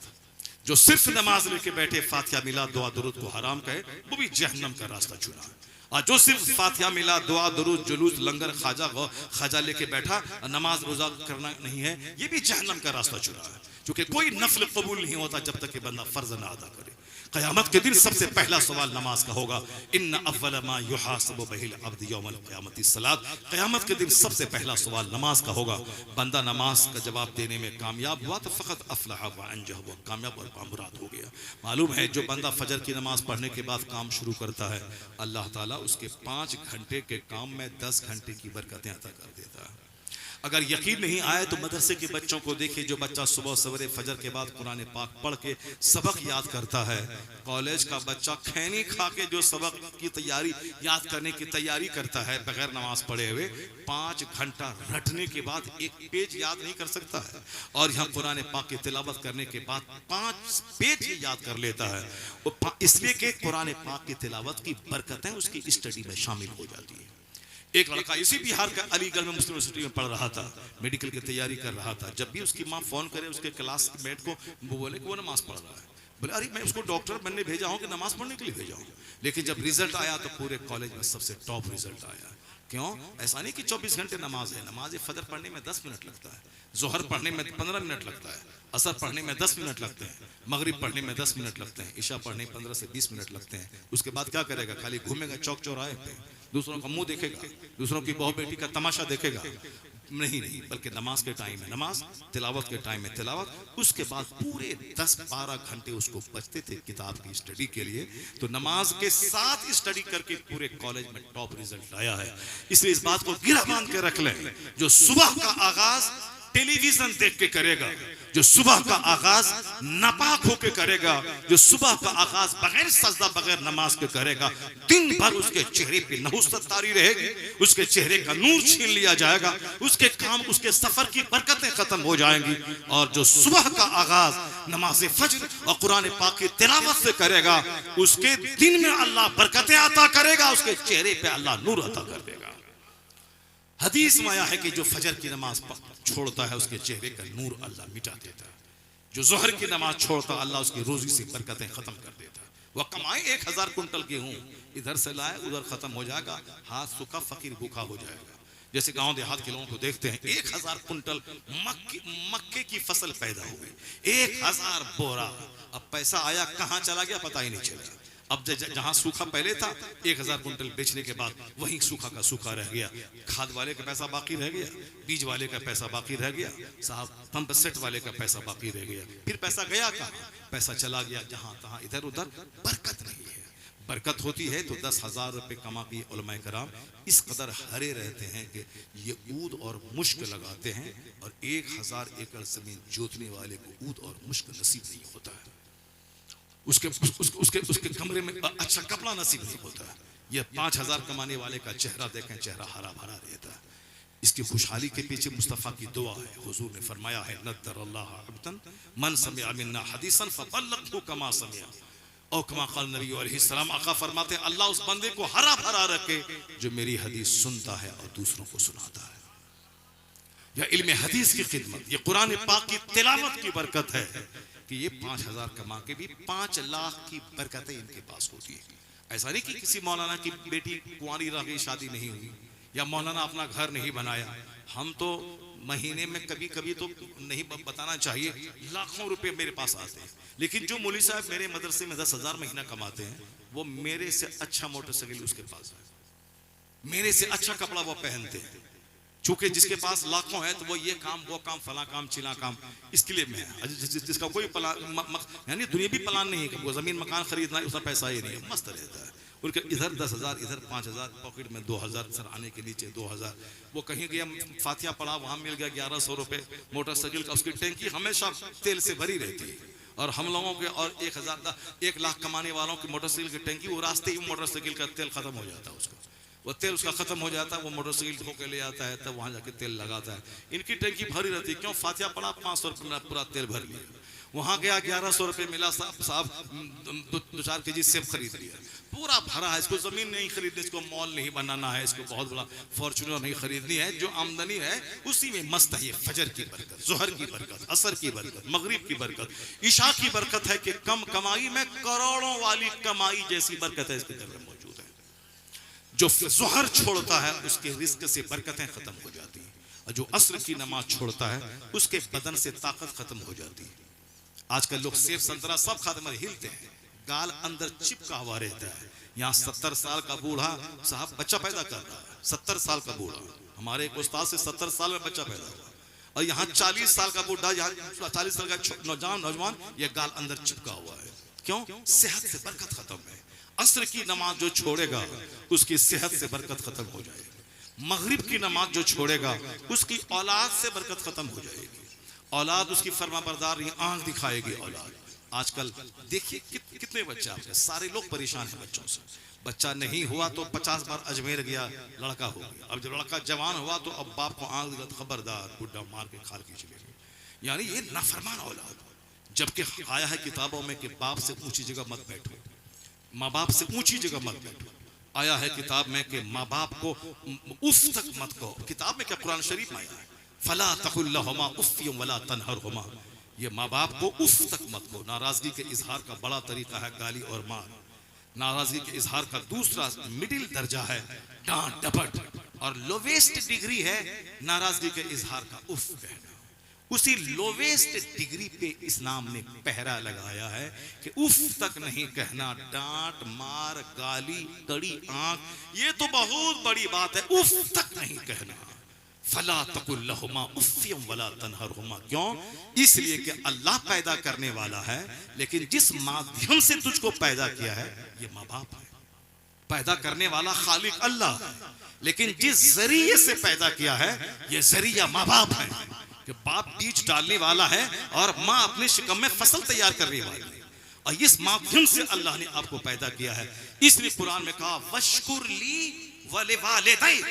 इस आयत करीमा को पढ़िए, अल्लाह फरमाता है मेरा शुक्र अदा करो और अपने माँ बाप का शुक्र अदा करो। वशकुर ली वलिवालिदै। क्यों? पैदा करने वाला खालिक अल्लाह है, और जिस माध्यम से पैदा किया वो माध्यम तुम्हारे बाप है, तुम्हारी माँ है। इसलिए उफ तक मत कहो अपने माँ बाप को। यहाँ उफ तक कहने पे पाबंदी है, यहाँ गालियां दी जा रही है। 2 रोटी खिला करके आंख दिखाई जा रही है, सास ससुराल वालों की गुलामी की जा रही है, अपनी बीवी का हर नाज उठाया जा रहा है। बाप माँ सिसक रहे, उसके पास 1 मिनट बैठने का टाइम नहीं साहब, और दूसरों के साथ सास ससुर के साथ मस्तियां की जा रही है। और यहाँ माँ बाप डॉक्टर के पास ले जाने वाला कोई बेटा मौजूद, 4 बेटे हैं। औलाद से फरमा बरदारी खत्म हो जाएगी। ये निशान जो मगरिब की नमाज छोड़ेगा, औलाद तो जहन्नमी है ही, जो माँ बाप को गाली दे, जो माँ बाप को आंख दिखलाए, जो माँ बाप को 2 रोटी खिलाने के बाद धमकी दे ए बुढ़ा ठीक से बैठो, टर टर नहीं करने का, वो तो जहन्नमी भी है और दुनिया में भी कंगाल रहेगा। क्यों? दुनिया में दूसरे गुनाहों की सजा तो भले ही देर से मिलती है या नहीं मिलेगी, क्योंकि सजा की जगह आखिरत है, यह दुनिया नहीं है। दुनिया में हर आदमी को बुरे अमल की सजा फौरन नहीं मिलती है। या वहाबी देवबंदी मुस्तफ़ा को गाली देता है, उनको पीठ के पीछे की खबर नहीं है, मगर वो भी शान से जीता है। 1000 कमरे वाला मदरसा चला रहा है। कोई बोलता अल्लाह झूठ बोल सकता है, वही शान से सीना तान के चलता है। स्कूल कॉलेज मेडिकल कॉलेज सब खोल रहा है। बोलता है कि नबी का इल्म गैब ऐसा जानवर चौपाए जमीए बहाई में हवाला सबको हासिल है। उसको जिसने लिखा उसकी तायीद करता, उसका सपोर्ट करता है और उसकी तरफ से मुनाजरा करता है। ये जुमला कुफरिया लिखने वाला काफिर, और जो उसकी तायीद करे वो भी इस्लाम से खारिज है। मगर ये दंदनाते हुए हाथी की तरह स्कूल खोल रहा है, कॉलेज खोल रहा है, मुसाफिर खाना खोल रहा है, और हर स्टेशन के बगल में मस्जिदें और मुसाफिर खाने बना रहा है, और हमारे बच्चों के ये दीन ईमान अकीदे पे डाका डाल रहा है। क्या मतलब? फौरन इस दुनिया में कोई जमीन में नहीं दसाया जाता है। फला सूद खाता है, कुछ नहीं हुआ, आप बोलते हैं कि अल्लाह उसको मार देगा। मारने के लिए वो जगह आखिरत है, वो दारुल अमल जजा है, ये दारुल अमल है। अल्लाह ताला यहाँ सब कुछ छूट देता है दुनिया में। इस पॉइंट को हमेशा आप नोट करके रखिए। लौ कानती दुनिया तादिलु इंदल्लाह जनाह बऊदा मा सका काफिरन मिनहा शुरबत माइन। इस हदीस को अपने घर की दीवार में लिख के रखिए। हुजूर फरमाते हैं अगर इस दुनिया का वैल्यू एक मच्छर के पर के बराबर भी होता तो अल्लाह ताला काफिर को एक घूंट पानी तक नहीं देता। अब अगर अल्लाह काफिरों को अरबपति खरबपति बनाया है, खरबों माल दिया है, इसका मतलब इस दुनिया का वैल्यू मच्छर के पर के बराबर भी नहीं है। इसलिए यह जलील दुनिया जलीलों को बेतहाशा अल्लाह देता है। हमारे बच्चे लालायित हैं, जैसे कि इनको दौलत जमा करने के लिए ही पैदा हुआ है। नमाज रोजा हज ज़कात सब छोड़ छाड़ के हराम और हलाल की तमीज खो के सिर्फ इसको माल चाहिए। चाहे दाढ़ी मूंढना पड़े मगर नौकरी चाहिए, चाहे काफिर बनना पड़े मगर नौकरी चाहिए, चाहे काफिर बनना पड़े मगर लड़की चाहिए। खूबसूरती माल, इसी के पीछे पागल है। हजारों लड़कियां मुर्तद हो गई सिर्फ माल की वजह से। हजारों लड़के काफिर हो गए, मुर्तद हो गए सिर्फ माल की मोहब्बत में और लड़की के चेहरे को देखकर। जबकि आपने अगर अपने बाल बच्चों की घुट्टी में इस्लाम पिलाया होता, हुजूर की सीरत पढ़ाई होती, तो आपका बाल बच्चा इतना मजबूत हो जाता। अगर उसको कोई बोले कि दाढ़ी मूंढ लो तब नौकरी मिलेगी, ये बोलेगा भीख मांग लूंगा मगर दाढ़ी का कत्ल करके मैं नौकरी नहीं लूंगा। अगर नौकरी मिल भी गई तो कितने दिन तक, 2-4-10 साल उसके बाद क्या होगा, मरने के बाद कहां जाऊंगा मैं? सारी जिंदगी मजदूरी करूंगा, मेहनत करूंगा, फल लेके बैठ जाऊंगा मगर सुन्नत रसूल का कत्ल नहीं करूंगा। ये बात वो बोलेगा जिसका बाप उसको दीन सिखाया होगा, जिसका बाप उस बाल बच्चों को खाते वक्त में मुस्तफा की हदीस सुनाया होगा। यहाँ तो साल साल गुजर जाते हैं, मौलवी के खिलाफ बोला जाता है। मौलवी मौलाना के चक्कर में मत पड़ना, ये लोग तुम्हें लूट लेंगे। मौलवी के चक्कर में पड़ा के लूट लेंगे। यानी मौलवी सदक़े फित्र मांगेगा, मौलवी ज़कात मांगेगा, मौलवी फितरा मांगेगा, मौलवी उश्र मांगेगा, तुमको लूट लेगा। मौलवी के चक्कर में मत पड़ना। इसीलिए हमारे बच्चे आवारा, हमारे बच्चे के नजदीक इस्लाम का कोई वैल्यू नहीं है। जबकि होना यही चाहे था कि हमारे गांव का प्याज बेचने वाला अगर उसको अमेरिका का एलन मस्क ये कहे कि मैं तुझको अपना 50 खरब का घर दे दूंगा, तुम मेरे घर में एक छोटा सा बुत है गोल्ड का, उसको सजदा करना है।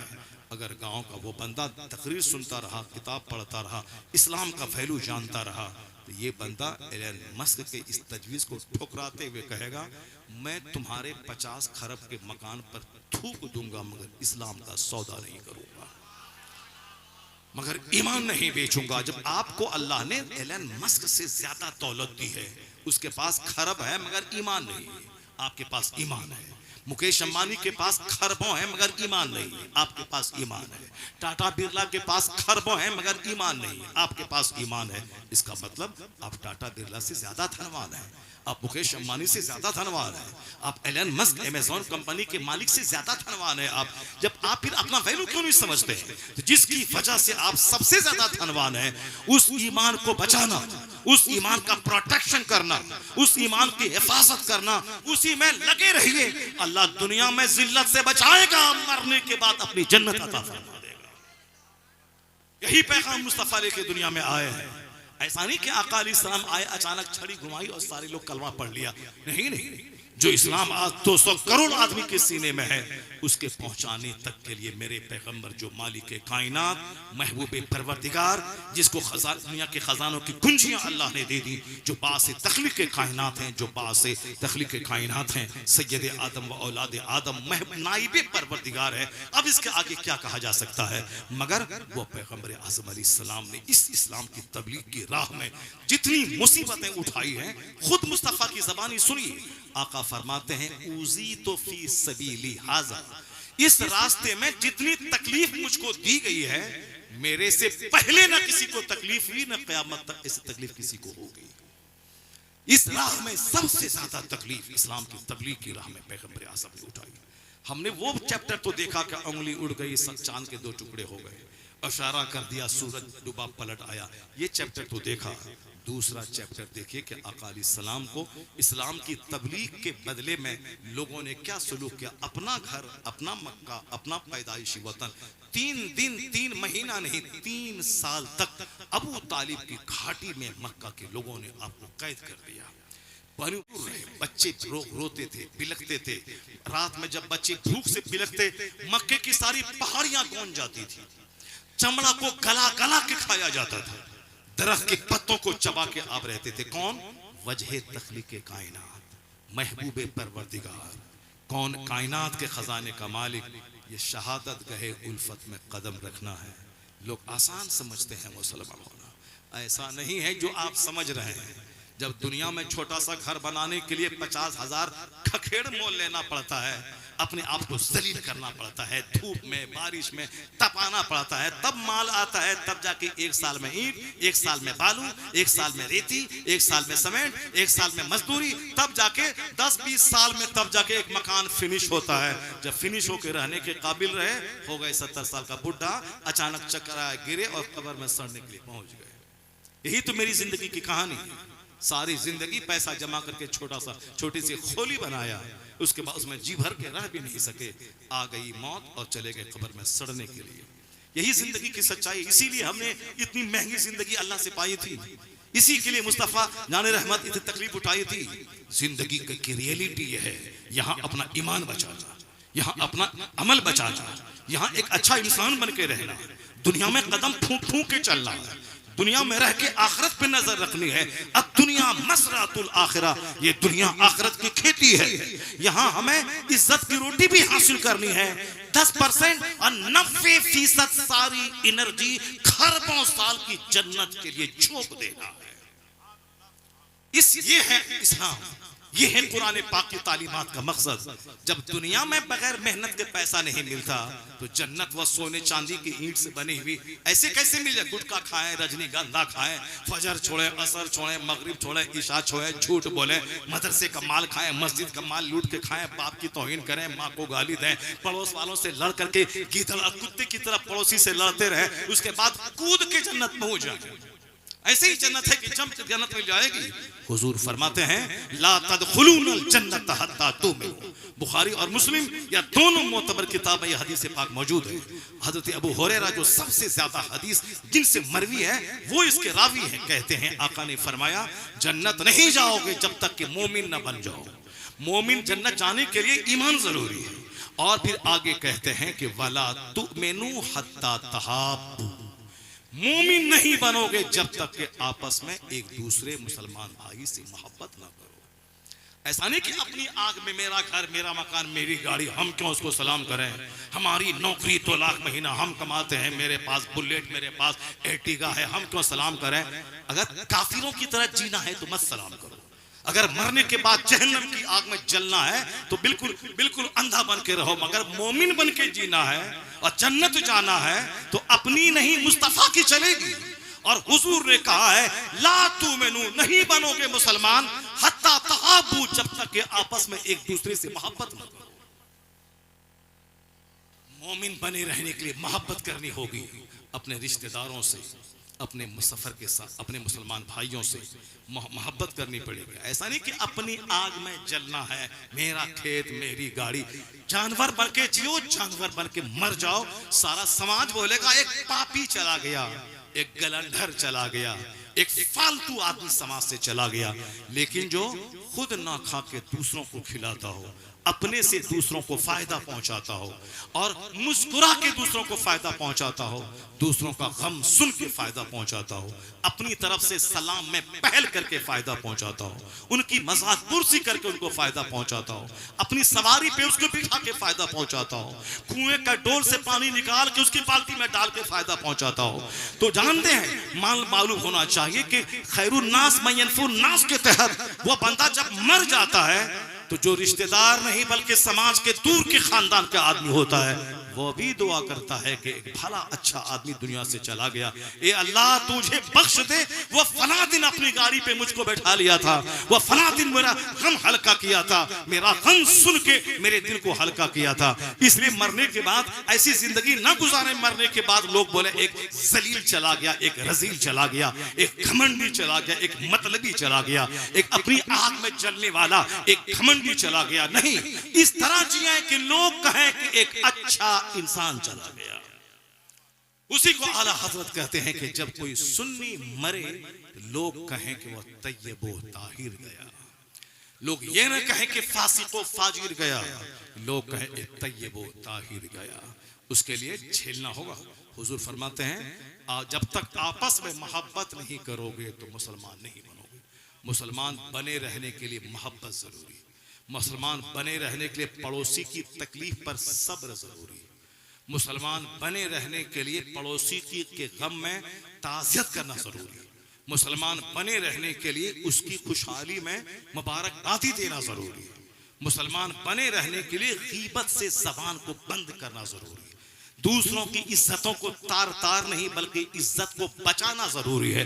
हुजूर फरमाते हैं मन रद्दा अन इर्द अखी रद्दल्लाहु अन वजहिही नारा यौमल क़यामा, जो अपने मुसलमान भाई की इज्जत की हिफाजत करेगा अल्लाह क़यामत के दिन उसके चेहरे को जहन्नम की आग से बचा देगा।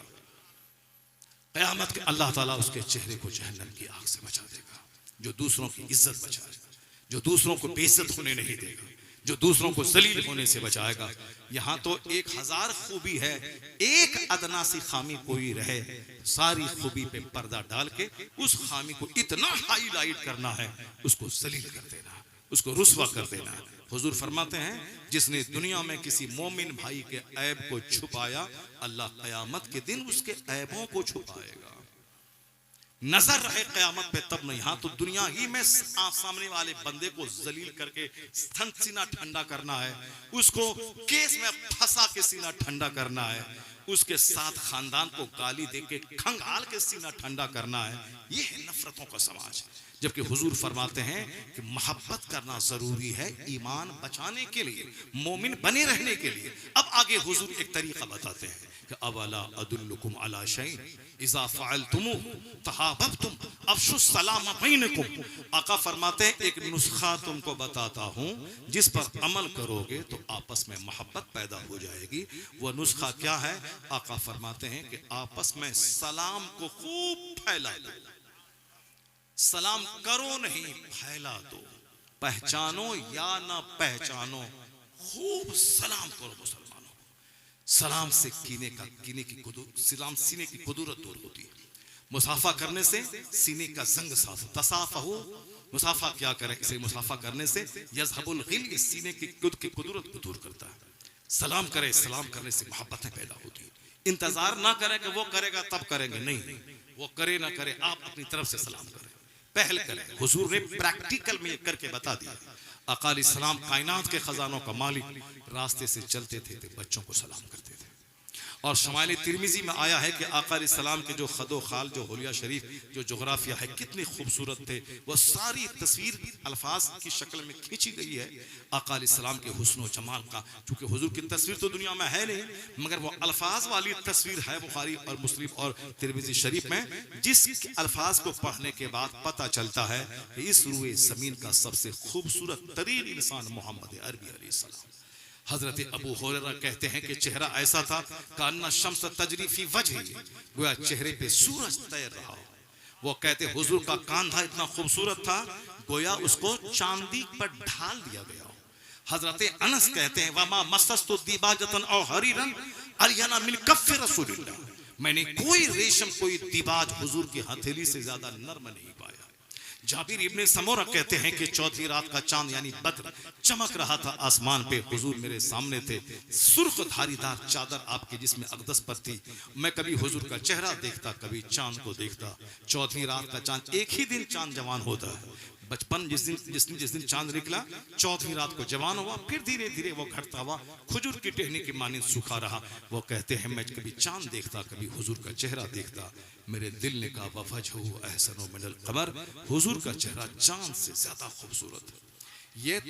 ये शायरी नहीं है, ये हकीकत बयानी है। जिसने मुस्तफ़ा को देखा, जिसने हुजूर को सामने देखा, सहाबे कराम हुजूर के चेहरे पे निगाह गाड़ के नहीं देख सकते थे, ऐसी हैबत थी। यहाँ तक कि पूछा गया दोनों भवों के बाल आपस में मिले थे या अलग अलग थे?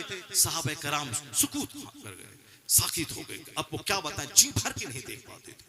आका अलैहिस्सलाम की वो हैबत रहती थी, पहली नजर में हैबत तारी होती थी, फिर धीरे धीरे इतना मानूस हो जाते थे कि सहाबा सोचते थे हुजूर सबसे ज्यादा मुझको प्यार करते हैं।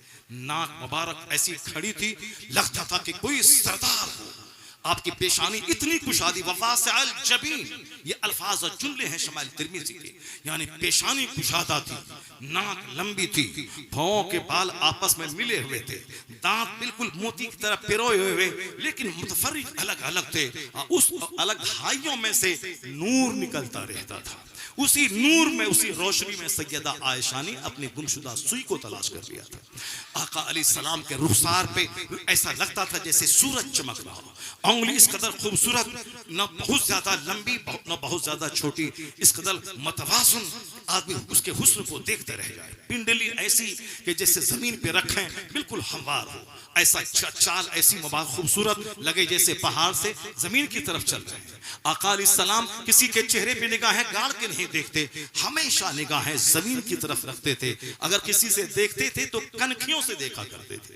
अगर किसी का ऐब, किसी की इस्लाह फरमाते थे, ये नहीं कहते थे कि तुम ऐसा कर रहे हो, हुजूर कहते थे कुछ लोग ऐसा कर रहे हैं, कुछ इशारे की ज़बान बात करते थे। और आखिर में जो जुमला है जिसके पढ़ने के लिए मैंने ये हदीस का सारांश बयान किया है, वो आखिर में वयसूक़ु अस्हाबहु, अपने असहाब, अपने साथियों को हुजूर आगे बढ़ा देते थे कि आगे चलो।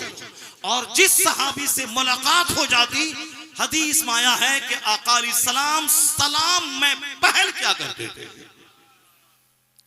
अपने गुलामों को सलाम में पहल क्या करते थे। जब आपको लगे कि मेरा मकान खूबसूरत, सामने वाला गरीब, उसको मैं सलाम क्यों करूं, मेरे पास फॉर्च्यूनर, सामने वाले के पास आल्टो, मैं क्यों सलाम करूं, मेरे पास बुलेट, सामने वाले के पास स्प्लेंडर प्लस, मैं क्यों सलाम करूं, सामने वाले के पास आए फौरन कहे मैं बड़ा या मेरे मुस्तफा बड़े। और जब मुस्तफा अपने गुलाम को सलाम करते, बच्चों को सलाम करते, घर जाते बीवी को सलाम करते, जब महबूबे परवरदिगार, नाइबे परवरदिगार, जब अखलाक इतना बुलंद के बच्चों को सलाम करें, हम कौन होते हैं जहां नफ्स की मानेंगे तो मगरूर बन के जहन्नमी बन जाएंगे, और जहां मुस्तफा की माने और हुजूर का फरमान सामने ले आए, गुरूर मिटेगा, खाकसारी का दौर दौरा होता है।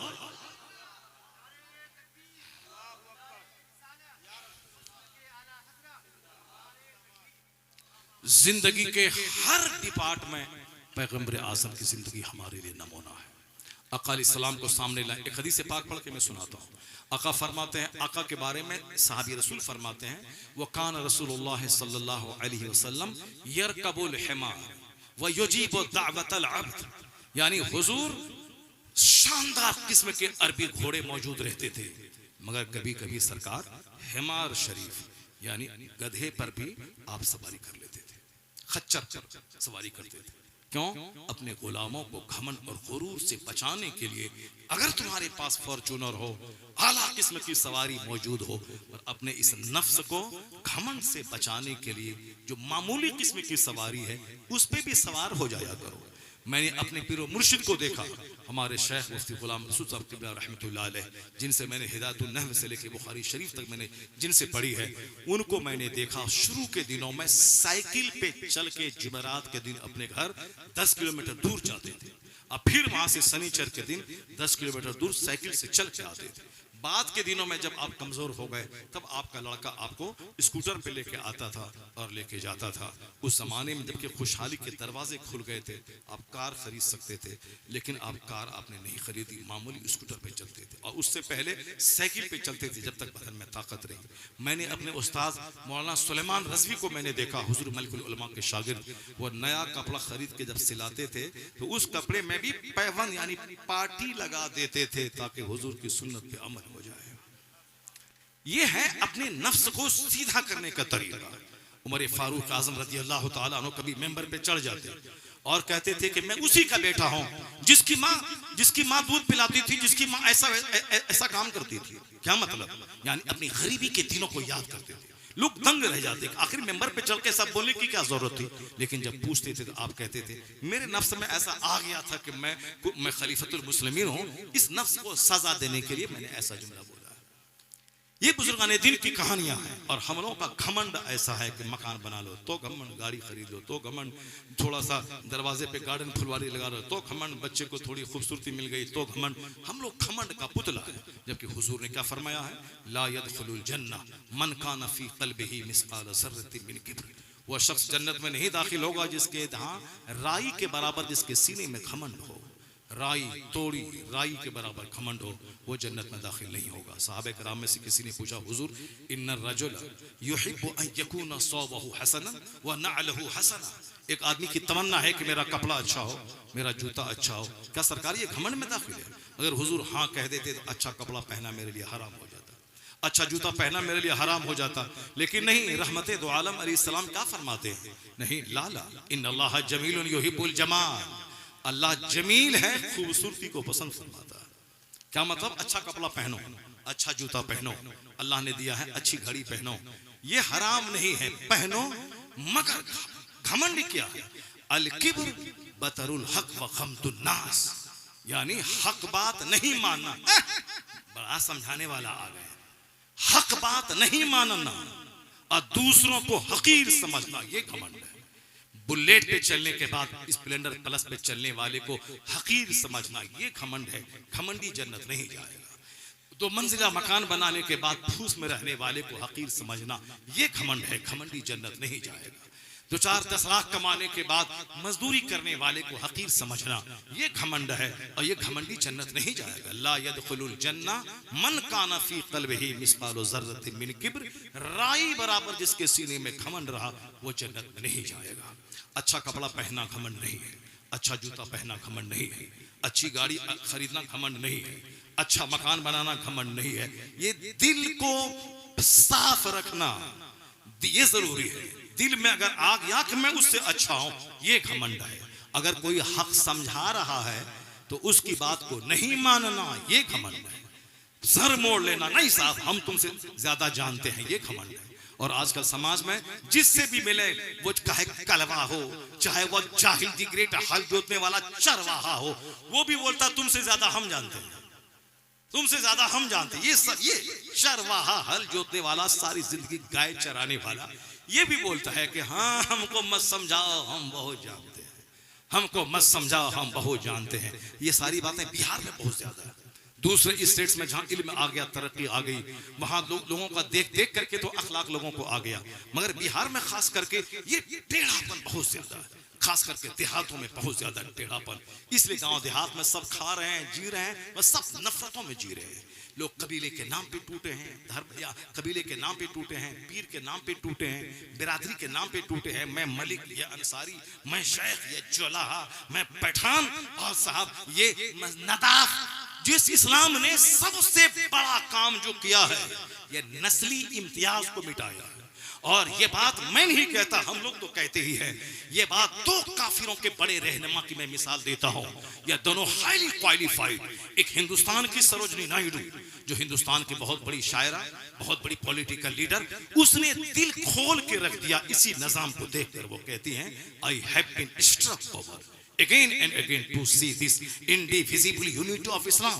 When the azan is sounded, the worshippers are gathered, the peasant and the king stand side by side together. The best embodiment of democracy can be seen 5 times a day in the mass.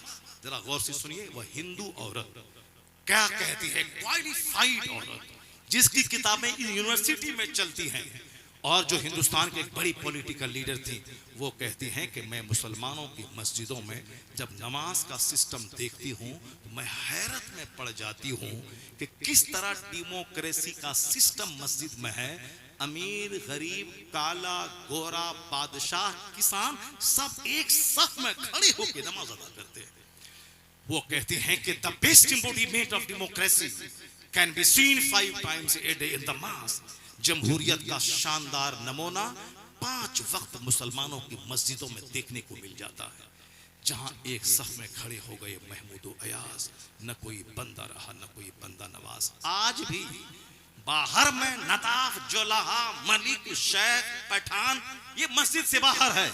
मगर मस्जिद के अंदर में अगर नदाफ, जोलाहा, कोई फकीर का बच्चा अगर इमाम के पीछे अगली सफ में बैठ गया, अगर कोई सैयद सहाबी मस्जिद में घुस जाए, वो नदाफ अगर खुद से उठ के जगह खाली कर दे वो अलग बात है, मगर कोई सैयद और पठान की नानी मारे कि उसको वहां से उठा के वह बैठ जाए, वह सारे मुसलमानों की निगाहों में जलील हो जाएगा अगर ऐसा कदम उठाएगा। अव्वलन तो ऐसा उठाएगा नहीं। अगर मस्जिदें भरी हैं, खान पठान सैयद जो भी आया वो मस्जिद के बाहर जहां मुसलमानों की चप्पल खुली है, नमाज खड़ी हो गई है, वो वही मुसल्ला बिछा के वो खड़ा हो जाता है। अमीर गरीब सैयद पठान जोला नदाब सब एक सफ में मस्जिद में खड़े हो जाते हैं। ये है जिसको जिस नजारे को देखकर सरोजिनी नायडू रोक नहीं सकी, अपने आप को कह उठी।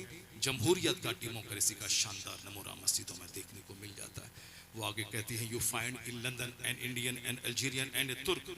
वो कहती हैं कि लंदन में तुर्की, इंडियन, अल्जीरियन सब पहुंचते हैं, मगर इंग्लैंड में जब जबान अलग है, मुल्क अलग है, काम अलग है, लेकिन नमाज का जब टाइम आता है, ये तुर्की, अल्जीरियन, इंडियन सब एक सफ में खड़े होकर के नमाज अदा करते हैं, जैसे हरम में, अरफात में आज भी। तो लोग कहते हैं, वह लोग कहते हैं कि यह देखिए इख्तलाफात की सारी दीवारें टूट गई, आदम की औलाद को कानून मुस्तफा ने भाई भाई बना दिया। और फिर एक तो हिंदुस्तान के स्कॉलर हो गई, एक स्कॉलर बहुत बड़े हैं ट्वाइन बी, वो लिखते हैं कि अमेरिका में शराब पर 2 बार पाबंदी लगाई गई, मगर दोनों बार गवर्नमेंट ने उस पाबंदी को तोड़कर उसको आम करना पड़ा। क्योंकि जब पाबंदी लगाई जाती थी तस्करी बढ़ जाती थी और चोर दरवाजे से शराब का कारोबार बढ़ जाता था। लोगों का इतना प्रोटेस्ट होता था कि मजबूरन गवर्नमेंट को शराब से पाबंदी हटानी पड़ी। जैसे बिहार में शराब पर पाबंदी है, चोर दरवाजे से पुलिस वाले, ऑफिसरान, आम नेता इस कदर शराब पीते हैं कि साहब तमाम चेक पोस्ट पे हमेशा कुछ न कुछ खबरें आती रहती हैं कि साहब डिक्की में तो यहाँ तो वहाँ, और चोर दरवाजे से खेत के जरिए नेपाल के बॉर्डर से शराब आ रही है। पाबंदी है फिर भी शराब लोग पी रहे हैं। आर्नल्ड ट्वाइन बी बहुत बड़े स्कॉलर हैं, वो लिखते हैं कि शराब पर पाबंदी लगाई गई मगर कंट्रोल नहीं हासिल किया जा सका, शराब रुक नहीं पाई। और नस्ली इम्तियाज, अमेरिका में जबरदस्त जंग है गोरे और काले में, जहां काले को मौका मिलता गोरे को ज़बह कर देते। अगर आपको याद है तो आज से 25 साल पहले बिहार में इस कदर ये जंग थी गोरे और काले की, माओवादियों की, यानी जब दलितों को मौका मिलता तो अब राजपूतों की बस्ती पर हमला करके 50-60 राजपूतों को ज़बह कर देते थे। मैं जहानाबाद में रहता था, मेरे बाजू में 10 किलोमीटर दूरी पे एक ब्राह्मणों की बस्ती थी। पता चला कि माओवादी गांव में घुसे, अब 50 ब्राह्मणों को बिल्कुल जानवर की तरह काट के रख दिया, सबको काट के रख दिया। और हमारी मस्जिद के सामने से लालू यादव की गाड़ी, नरसिंह साहब, राहुल की गांधी की अम्मी, सोनिया गांधी, ये सब आज से 25 साल पहले की बात है, वो सारी गाड़ियां गुजरी।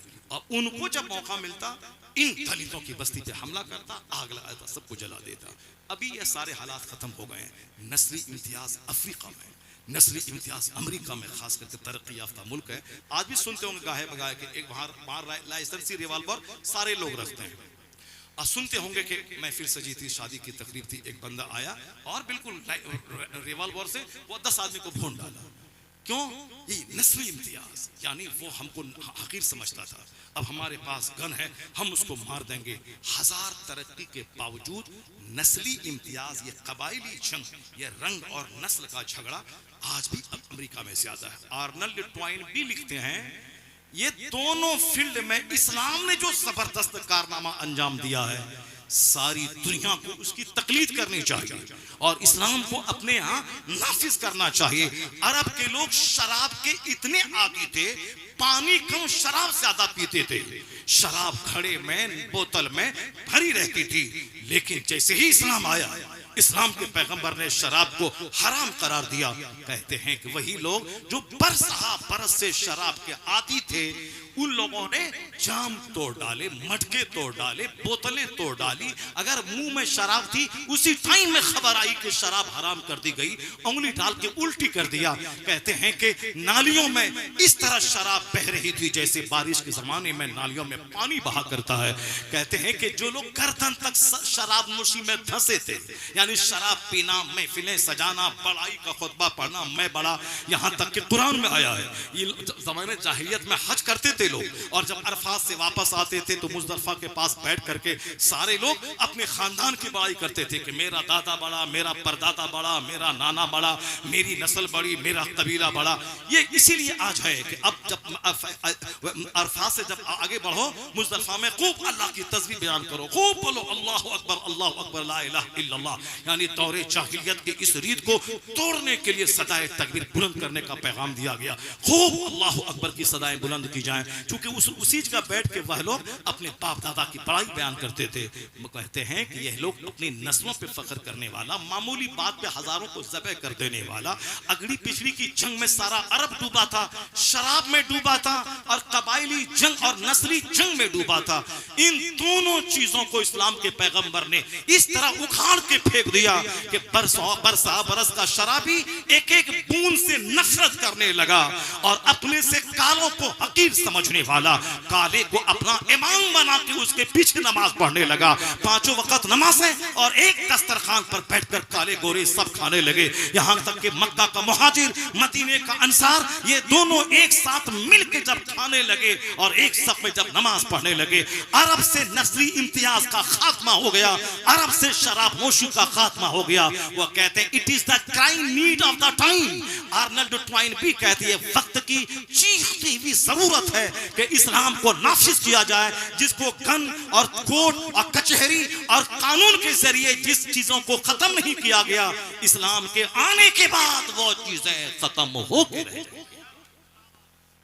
वो मिसाल पेश करते हैं कि जैसे अरब की जमीन शराब से पाक हो गई, इस्लाम में वो ताकत है। और जैसे आज भी मस्जिदों में नस्ली इम्तियाज खत्म, शेख सैयद पठान जोलाहा नदाब मंसूरी साफी धोबी सबका फर्क मिट जाता है मस्जिदों में। काश वही मस्जिद के बाहर भी वही सिस्टम नाफिज हो जाए, तो फिर समाज में मोहब्बत की नदी बह जाएगी, मोहब्बत के दरिया बह जाएगी। जरूरत है कि सिर्फ सुना नहीं जाए, प्रैक्टिकल में अपनी जिंदगी में उसको अमल किया जाए। कैसे कैसे लोग थे, जरा गौर से सुनिए वो कहानी, वो बात जो मैंने छेड़ी थी कि ऐसे सबको नहीं मिलता है। बनी इसराइल का वह नेक शख्स खेत खरीदा, और जब हल जोतने गया तो खजाने की हांडी सोने चांदी से भरी हुई मिली। अब वो उस खेत वाले के पास गया, बोला कि हे भाई, मैंने खेत खरीदा है, हांडी नहीं खरीदी है, इसलिए खजाने की हांडी तुम्हारी। नहीं बोलेगा सुभान अल्लाह। खत्म करते हैं तकरीर। तकरीर करने के लिए 2 बजे का टाइम होता है, तकरीर करने का टाइम है 10 से 12 बजे के बाद नात सुनिए, हदीस कुरान सुनने का टाइम। वो तो आप लोग जबरदस्त तरीके से सुन रहे हैं, इसलिए से मैं सुना भी रहा हूँ, वरना ये वक्त है दूसरा काम करने का। तकरीर करने का टाइम है 9 से लेकर 12 के बीच में। जलसा को अट्रैक्टिव बनाइए, पुरकशिश बनाइए और मीनिंगफुल बनाइए। 2 घंटे का जलसा हो, बिल्कुल खचाखच सारे लोग भरे रहें, हदीस कुरान का पैगाम पहुंचे, उसको लोग सुने, मस्त होकर अपने घर चले जाएं, अपनी जिंदगी में इंप्लीमेंट करने की कोशिश करें, ताकि फिर अगर कल महफिल सजे तो लोग यह ना कहे कि कल गए थे, हमारी नींद खराब हो गई, हमारा कारोबार चौपट हो गया, आज भी जाएंगे तो हमको कौन खिलाएगा। नहीं, महफिल हो, दिन की महफिल, जुमा की महफिल, और रात में भी 12 से पहले की महफिल, ताकि महफिल के बाद 5 घंटे सोने के बाद सुबह बंदा फजर पढ़ के खेत चला जाए, स्कूल चला जाए, कॉलेज चला जाए। यानी जलसा को बोझ ना समझा जाए। आज जलसे उजड़ क्यों गए? चूंकि हमारा निज़ाम है 12-1-2 बजे तक नाच सुनना, उसके बाद मौलाना साहब को बुला देना, कुर्सी को तुम तकरीर सुनाओ, फिर उसके बाद शिकायत लेके बैठ जाना, तकरीर नहीं जमी, मजमा नहीं रुका। ये बताइए 4 घंटे 5 घंटे से नाच सुन के रहेगा, वो क्या रुकेगा? आदमी है कि नहीं, क्या है वो? उसके पेशाब है, पखाना है, नींद का गलबा है। हम लोग तो डेली जागते हैं, चलो ठीक है, हम हालांकि कई दिन से नहीं सोए हैं, अभी भी सिर्फ 10 मिनट आंख लगी होगी कि चलिए आग हो गए, क्योंकि उसके बाद गए तो वहाँ कुछ फोन से बातें थी, कुछ टिकट बनाना है, कुछ फिर ईशा की नमाज पढ़नी है, उसके बाद सब फारिग होकर जैसे बिस्तर पे लेटे 10 मिनट नहीं सोए होंगे कि बस पैर दबाना शुरू किया और आ गए। कई दिन से ठीक से नहीं सोए, नींद का खुमार, बैठे थे लग रहा था कि गिर जाएंगे। लेकिन उसके बाद जब ये हदीस रसूल की बरकत है कि जब मैं सुना रहा था तब बीत 1-1.5 घंटा हो गया, और बिल्कुल जैसे कोई ताज़ा दम होकर तैयारी करके आया हो, उस हिसाब से बोल रहा हो। नहीं, कई दिन से नहीं सोया हो। परसों बनारस में सर में चक्कर आ गया तकरीर करते हुए, कई दिन से नहीं सोया था, मगर चक्कर आज थोड़ी देर के लिए तो आया, उसके बाद फिर 1.25-2 घंटे की तकरीर में नहीं किया उसी हालत में। कोई दूसरा मौलवी होता तो तकरीर नहीं करता, चूंकि चक्कर आया समता मर जाएंगे कारिजुल्लाह की तरफ। लेकिन मैंने अपने आप को संभाला, उसके बाद फिर 1.25 घंटे की तकरीर हुई। उसके बाद से चलो हमारी आदत है हम जागने, मगर आप लोग तो डेली नहीं जागते हैं, आप लोग तो कभी कभी जागते हैं। जब आप लोगों को आदत नहीं है तो आप लोगों की आदत के मुताबिक 12 से पहले 2 घंटे की महफिल सजे। कोई जरूरी नहीं कि सुबह तक क्या होता रहे, नहीं, 2 घंटे की महफिल हो, जिस कुरान सुने लोग घर चला जाए। सिस्टम चेंज करना होगा, बदलना होगा, मकसद हयात तय करना होगा। वो बंदा गया, बोला भाई साहब मैंने खेत खरीदा है, खेत में हांडी निकली है, ये हांडी तुम्हारी है।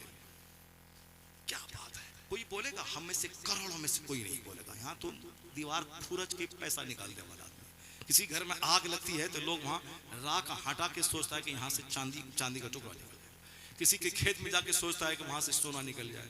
ये सोच रखने वाला आदमी, जरा देखिए आला सोच। कहा मैंने खेत खरीदा है, हांडी नहीं, हांडी तुम्हारी है। इधर जब था उधर से भी नहले पे दहला ठोक दिया उसने। क्या कहा भाई साहब मैंने खेत बेचा और जो कुछ खेत में है सब तुम्हारा है। सुभान अल्लाह, सुभान अल्लाह, जरा जोर से बोले सुभान अल्लाह। उसी समाज में बरकत है, उसी समाज में रहमत है। वहां नमक रोटी खा के भी सब बादशाहों जैसी नींद लेते हैं। आप ही के समाज में आज से 50 साल पहले हम लोग बचपन में जब मेहमानी जाते थे तो किस तरह मुश्किल से लोग अंडा और मुर्ग और रोटी और चावल लोग तैयार करते थे, परेशानी के आलम में। साहिबे खाना के यहाँ कुछ नहीं है, हम लोग गरीब थे उस टाइम में, बचपन में। वहाँ मगर मेहमान इतने आते थे कि जो दोस्ती लगाने में माहिर, मदरसा पढ़ने के वहां से आए, वहां के समाज के किसी आदमी को ले आया, स्कूल गए, स्कूल से मास्टर को ले आया, जबकि कुछ नहीं था। आज सब कुछ मौजूद है, घर में चावल है, दूध है, अंडा है, सेब है, अनार है, सब कुछ मौजूद है, फ्रिज भरा हुआ। मेहमान ही नहीं है। मेहमान के आज तरस रहे, मेहमान नहीं आता। कोई आता भी है तो बस आया, बस मेरे पास टाइम नहीं है, गाड़ी खड़ी है, फलां का जाना है, जैसे कि वो बिल्कुल गाड़ी छोड़ करके स्टेशन से आया है। पहले जमाने में 3 दिन लोग रहते थे, 2 दिन रहते थे, कहाँ घर में अंडा तक नहीं, रोटी तक नहीं है। मगर मालूम है समाज में इतनी मोहब्बतें होती थी, दस्तरखान सस्ता था, अंडा, मुर्ग, चावल, दाल सब आता था। घर वाला नहीं, आस पड़ोस के सारे लोग सारा मेंटेन कर देते। कोई अंडा भेज दिया, कोई मुर्ग भेज दिया, कोई आटा भेज दिया, सारे लोग। ये मोहब्बतें थी। और अभी सब बिल्कुल भैंस बन के बैठे हैं। ये मकान, वो मकान, वो मकान, वो मकान, वो मकान, ये टाइल, वो मार्बल, वो ग्रेनाइट, कारोबार हो रहा है। ग्रेनाइट की आवाज, मार्बल की आवाज। हजरत चलिए जरा किचन देख लीजिए कैसा मार्बल है। हजरत जरा बाथरूम देख लीजिए कैसा कमोड लगाया है। कमोड ताकि घुटना टखना में दर्द आजकल सबको हो रहा है, इसीलिए से कमोड लगाया। देखिए अच्छा है कि नहीं है। अल्लाह हौल वला कुव्वत इल्ला बिल्लाह। हम कहते हैं कि साहब को तुम बाथरूम दिखलाता है, पाखना करने की जगह दिखला रहा है तुमको।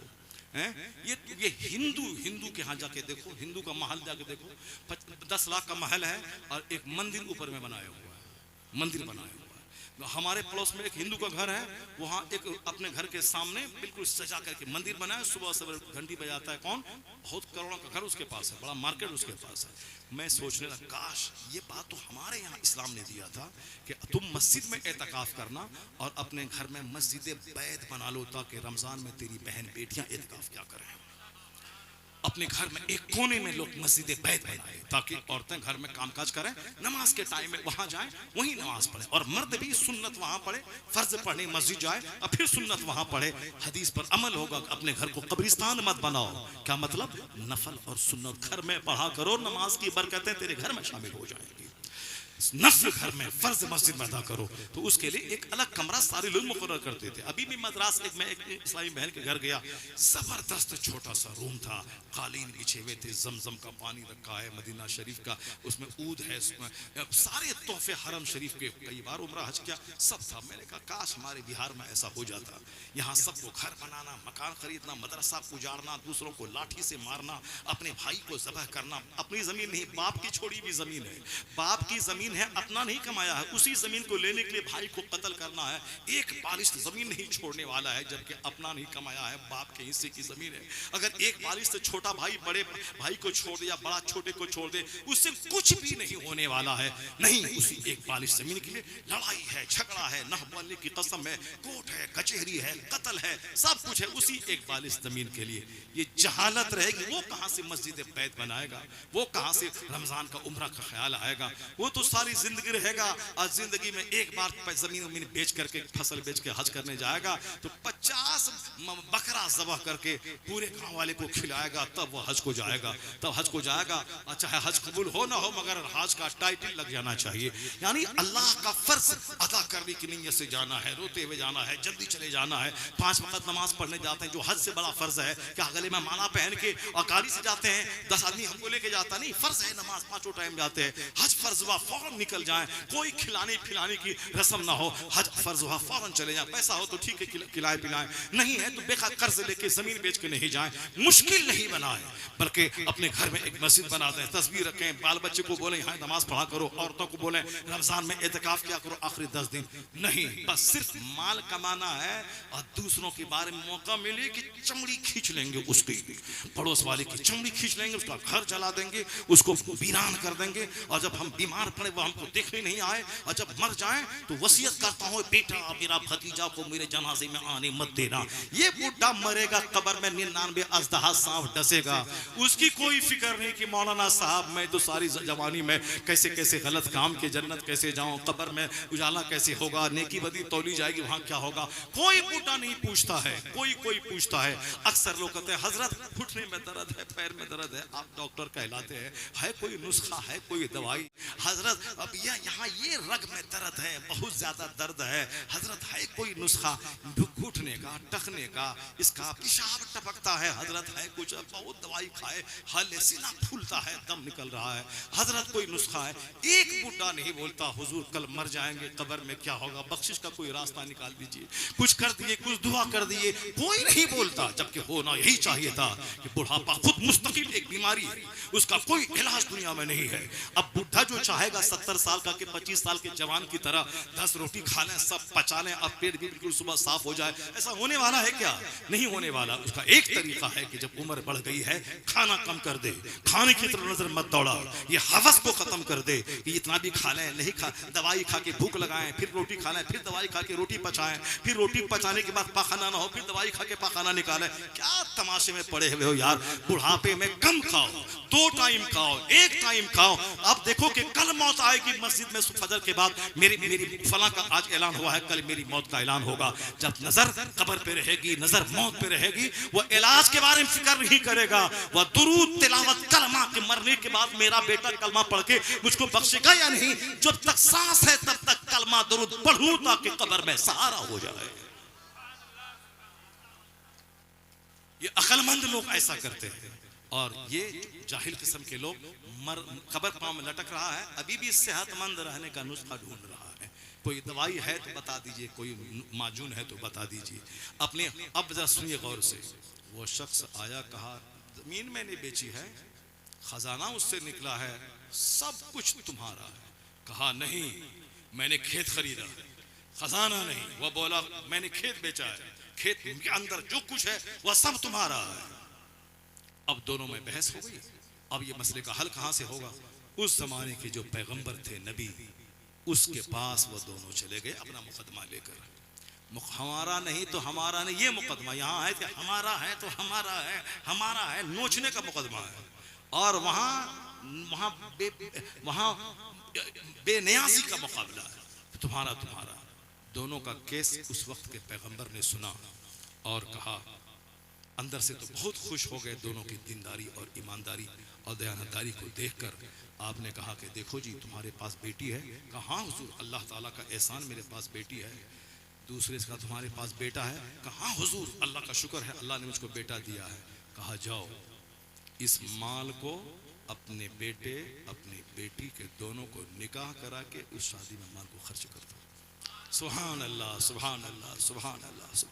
वमन यतवक्कल अलल्लाह फहुव हस्बुह, जो अल्लाह पे भरोसा करता है अल्लाह उसके लिए काफ़ी हो जाता है। पहला दिन एक शख्स ने कलमा पढ़ा और आज 200 करोड़ नाम के साथ कलमा है। हुजूर ने मुसीबतें उठाई हैं, हुजूर ने खून में नहाए हैं, सरकार के दंदाने अख्तर शहीद हुए हैं, अपना पैदाइशी वतन मक्का छोड़ना पड़ा है, मक्का के 10 साल मैदान जंग में रहने पड़े हैं, आपकी बेटी सैयदा ज़ैनब को भाले से जख्मी होना पड़ा है, आपके घर में 2-2 महीने तक चूल्हे में आग नहीं सुलगती थी, यहाँ तक कि आपके विसाल के बाद सैयदा आयशा ने जो कंबल दिखाया, वो कंबल, मोटा कंबल, खुरदरा कंबल को देख के सहाबे कराम रोने लगे। जिस दिन पैगंबर आजम का विसाल हुआ उस दिन आपके घर में चिराग में जलाने के लिए तेल नहीं था।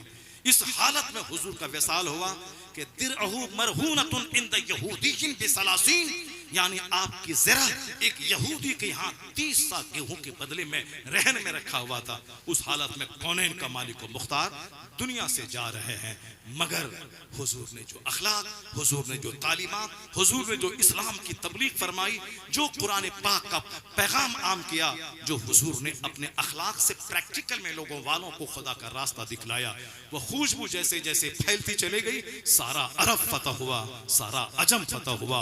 आज दुनिया के 200 से जायद ममालिक में 200 करोड़ कलमा पढ़ने वाले मुस्तफ़ा के नाम पे जान हथेली पे लिए वे हाजिर हैं। हम गुलाम हैं या रसूल अल्लाह, जान है इश्क़ मुस्तफ़ा, रोज वज़ू करे खुदा, जिसको हो दर्द का मजा नाज़े दवा उठाए क्यों। पता ये चला इस्लाम में वो कमाल अल्लाह ने रखा है कि जितना सब्र किया जाता है इस्लाम उतना पुख्ता होता चला जाता है, और जितनी दुश्मनी इस्लाम की बढ़ती जाती है उसमें कलमा पढ़ने वालों की तादाद में इजाफा होता चला जाता है। इसलिए एक हिंदुस्तान के मुसलमान याद रख, जिस दिन एक लेकर कलमा पढ़ा लोगों ने बोला मिटा देंगे, 1000 ने कलमा पढ़ लिया, फिर का इस्लाम मिटा देंगे, 1,00,000 ने कलमा पढ़ लिया। एक पैगंबर आज़म अपने एक लोते दोस्त के साथ मक्का छोड़कर मदीना आ रहे हैं। 10 साल के बाद पूरा अरब फतह हुआ, 1,24,000 का ठाटे मारता मजमा मैदान अरफात में आपके गुलामों का जमा हो गया। आपके विसाल के बाद दुश्मनों ने कहा इस्लाम मिटा देंगे, मगर आपने जैसी तरबियत की थी सहाबा की, सिद्दीक अकबर के जमाने में इस्लाम और स्टेबल होता चला गया, उमर फारूक के जमाने में और मजबूत होता चला गया। दुश्मनी बढ़ गई कि इस्लाम मिटा देंगे, 5 लाख लोगों ने कलमा पढ़ लिया, फिर बोला इस्लाम मिटा देंगे, 5 करोड़ लोगों ने कलमा पढ़ लिया, फिर बोला इस्लाम मिटा देंगे, 50 करोड़ लोगों ने कलमा पढ़ लिया। 100 साल पहले इंडिया में बोला था इस्लाम मिटा देंगे, आज 40 करोड़ लोगों ने यहाँ, अब पूरी दुनिया में 200 करोड़ लोगों ने कलमा पढ़ लिया। यह इस बात की दलील है इस्लाम वो पौधा है जितना काटा जाता है यह हरा होता है, जितना दबाया जाता है उतना उभर जाता है। दुश्मनी बढ़ती जाती है, मुस्तफा के गुलामों की तादाद में इजाफा होता चला जाता है। खुदा कुफ्र की हरकत पे खंदाज़न है, नूरे खुदा कुफ्र की हरकत पे खंदाज़न, फूंकों से चराग बुझाया न जाए। आप अपना अखलाक अच्छा कीजिए, आप नमाज पंजगाना की पाबंदी कीजिए, आप गरीब बन के मत रहिए। कहिए या अल्लाह 1 करोड़ दे दे ताकि 2.5 लाख ज़कात निकालें, 100 करोड़ दे दे ताकि 2.5 करोड़ ज़कात निकाल दें। सोच बुलंद रखिए, मेहनत कीजिए, मुशक्क़त कीजिए, स्ट्रगल कीजिए, जद्दोजहद कीजिए। अल्लाह तबारक व तआला क्या फरमाता है, हदीस कुदसी है कि तुम 1 हाथ बढ़ो मेरी तरफ, मैं 10 हाथ तेरी तरफ बढ़ जाऊंगा। तुम चल के आओ मेरी तरफ, मेरी रहमत दौड़ के तेरा इस्तेक़बाल करेगी। चलने की कोशिश कीजिए, 1 कदम चलिए, अल्लाह की रहमतें आपका इस्तेक़बाल करेंगी। और इस मुस्तफ़ा की सीरत से इसका भी पता चला कि बज़ाहिर तो तकलीफ रहे, मुसीबत रहे, मगर कामयाबी हक को मिलती है। ऐसा लगता था कि इस्लाम की बुनियाद मक्का वाला उखाड़ देगा, मगर जीत किसकी हुई? जीत जालिमों की नहीं, जीत सब्र करने वाले मुस्तफ़ा की जमात की हुई। यह क़यामत तक के लिए गिरह बांध कर रख ले, जीत हक वालों की होगी। आज अगर फिलिस्तीन में यहूदी जुल्म कर रहा है, बाल बच्चे बिलक रहे हैं पानी के लिए, भूख मिटाने के लिए, अभी लग रहा है कि ऐसा हो गया वैसा हो गया, अंततः जीत मुसलमानों की होगी। कंक्लूजन जीत हक की होगी, बातिल की नहीं। हमेशा हक वालों की जीत रही है। आजमाइशों में हक वाला पड़ा है, वक्ती तौर पर परेशानी में पड़ा है, मगर अंजाम कार जीत मुसलमानों के हक में होती है। जाल हक व ज़हक़ल बातिल, हक जब आता है तो बातिल मिट जाता है। इसी उम्मीद और यकीन के साथ जिंदा रहिए। मरना तो है ही, चाहे आज मरे चाहे कल मरे, मगर मोमिन बन के मरे। इसलिए काफिरों का नाज नहीं उठाना है, काफिरों का कल्चर नहीं अपनाना है। बहैसियत मोहम्मदी, बहैसियत गुलामी मुस्तफ़ा अपनी ज़िंदगी जद्दोजहद के साथ और ट्रायल और आजमाइशों के साथ, मेहनत और मुशक्क़त के साथ गुजारते रहना है। यहाँ भी मस्त रहेंगे, मरने के बाद मुस्तफ़ा के पड़ोस में जन्नतुल फिरदौस में मस्त रहेंगे। यही दुआ, रब्बना आतिना फिद दुनिया हसना व फिल आखिरति हसना व क़िना अज़ाबन्नार। अल्लाह तबारक व तआला हमको आपको सारे मुसलमानों को अपने नबी की ग़ुलामी करने की तौफ़ीक़ अता फरमाए।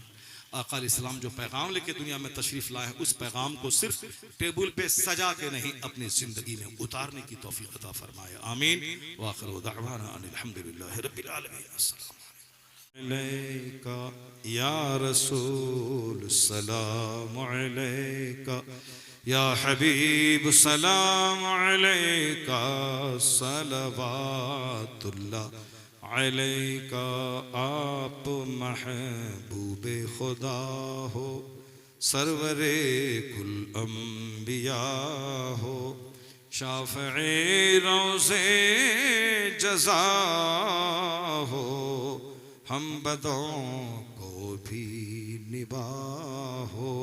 या नबी सलाम अलैका या रसूल सलाम अलैका या हबीब सलाम अलैका सलवातुल्लाह अलैका। अस्सलातु वस्सलाम अलैका या रसूलुल्लाह, अस्सलातु वस्सलाम अलैका या हबीबल्लाह। ए अल्लाह इस महफिल को कबूल फरमा, जो कुछ भी तेरा और तेरे नेक बंदों का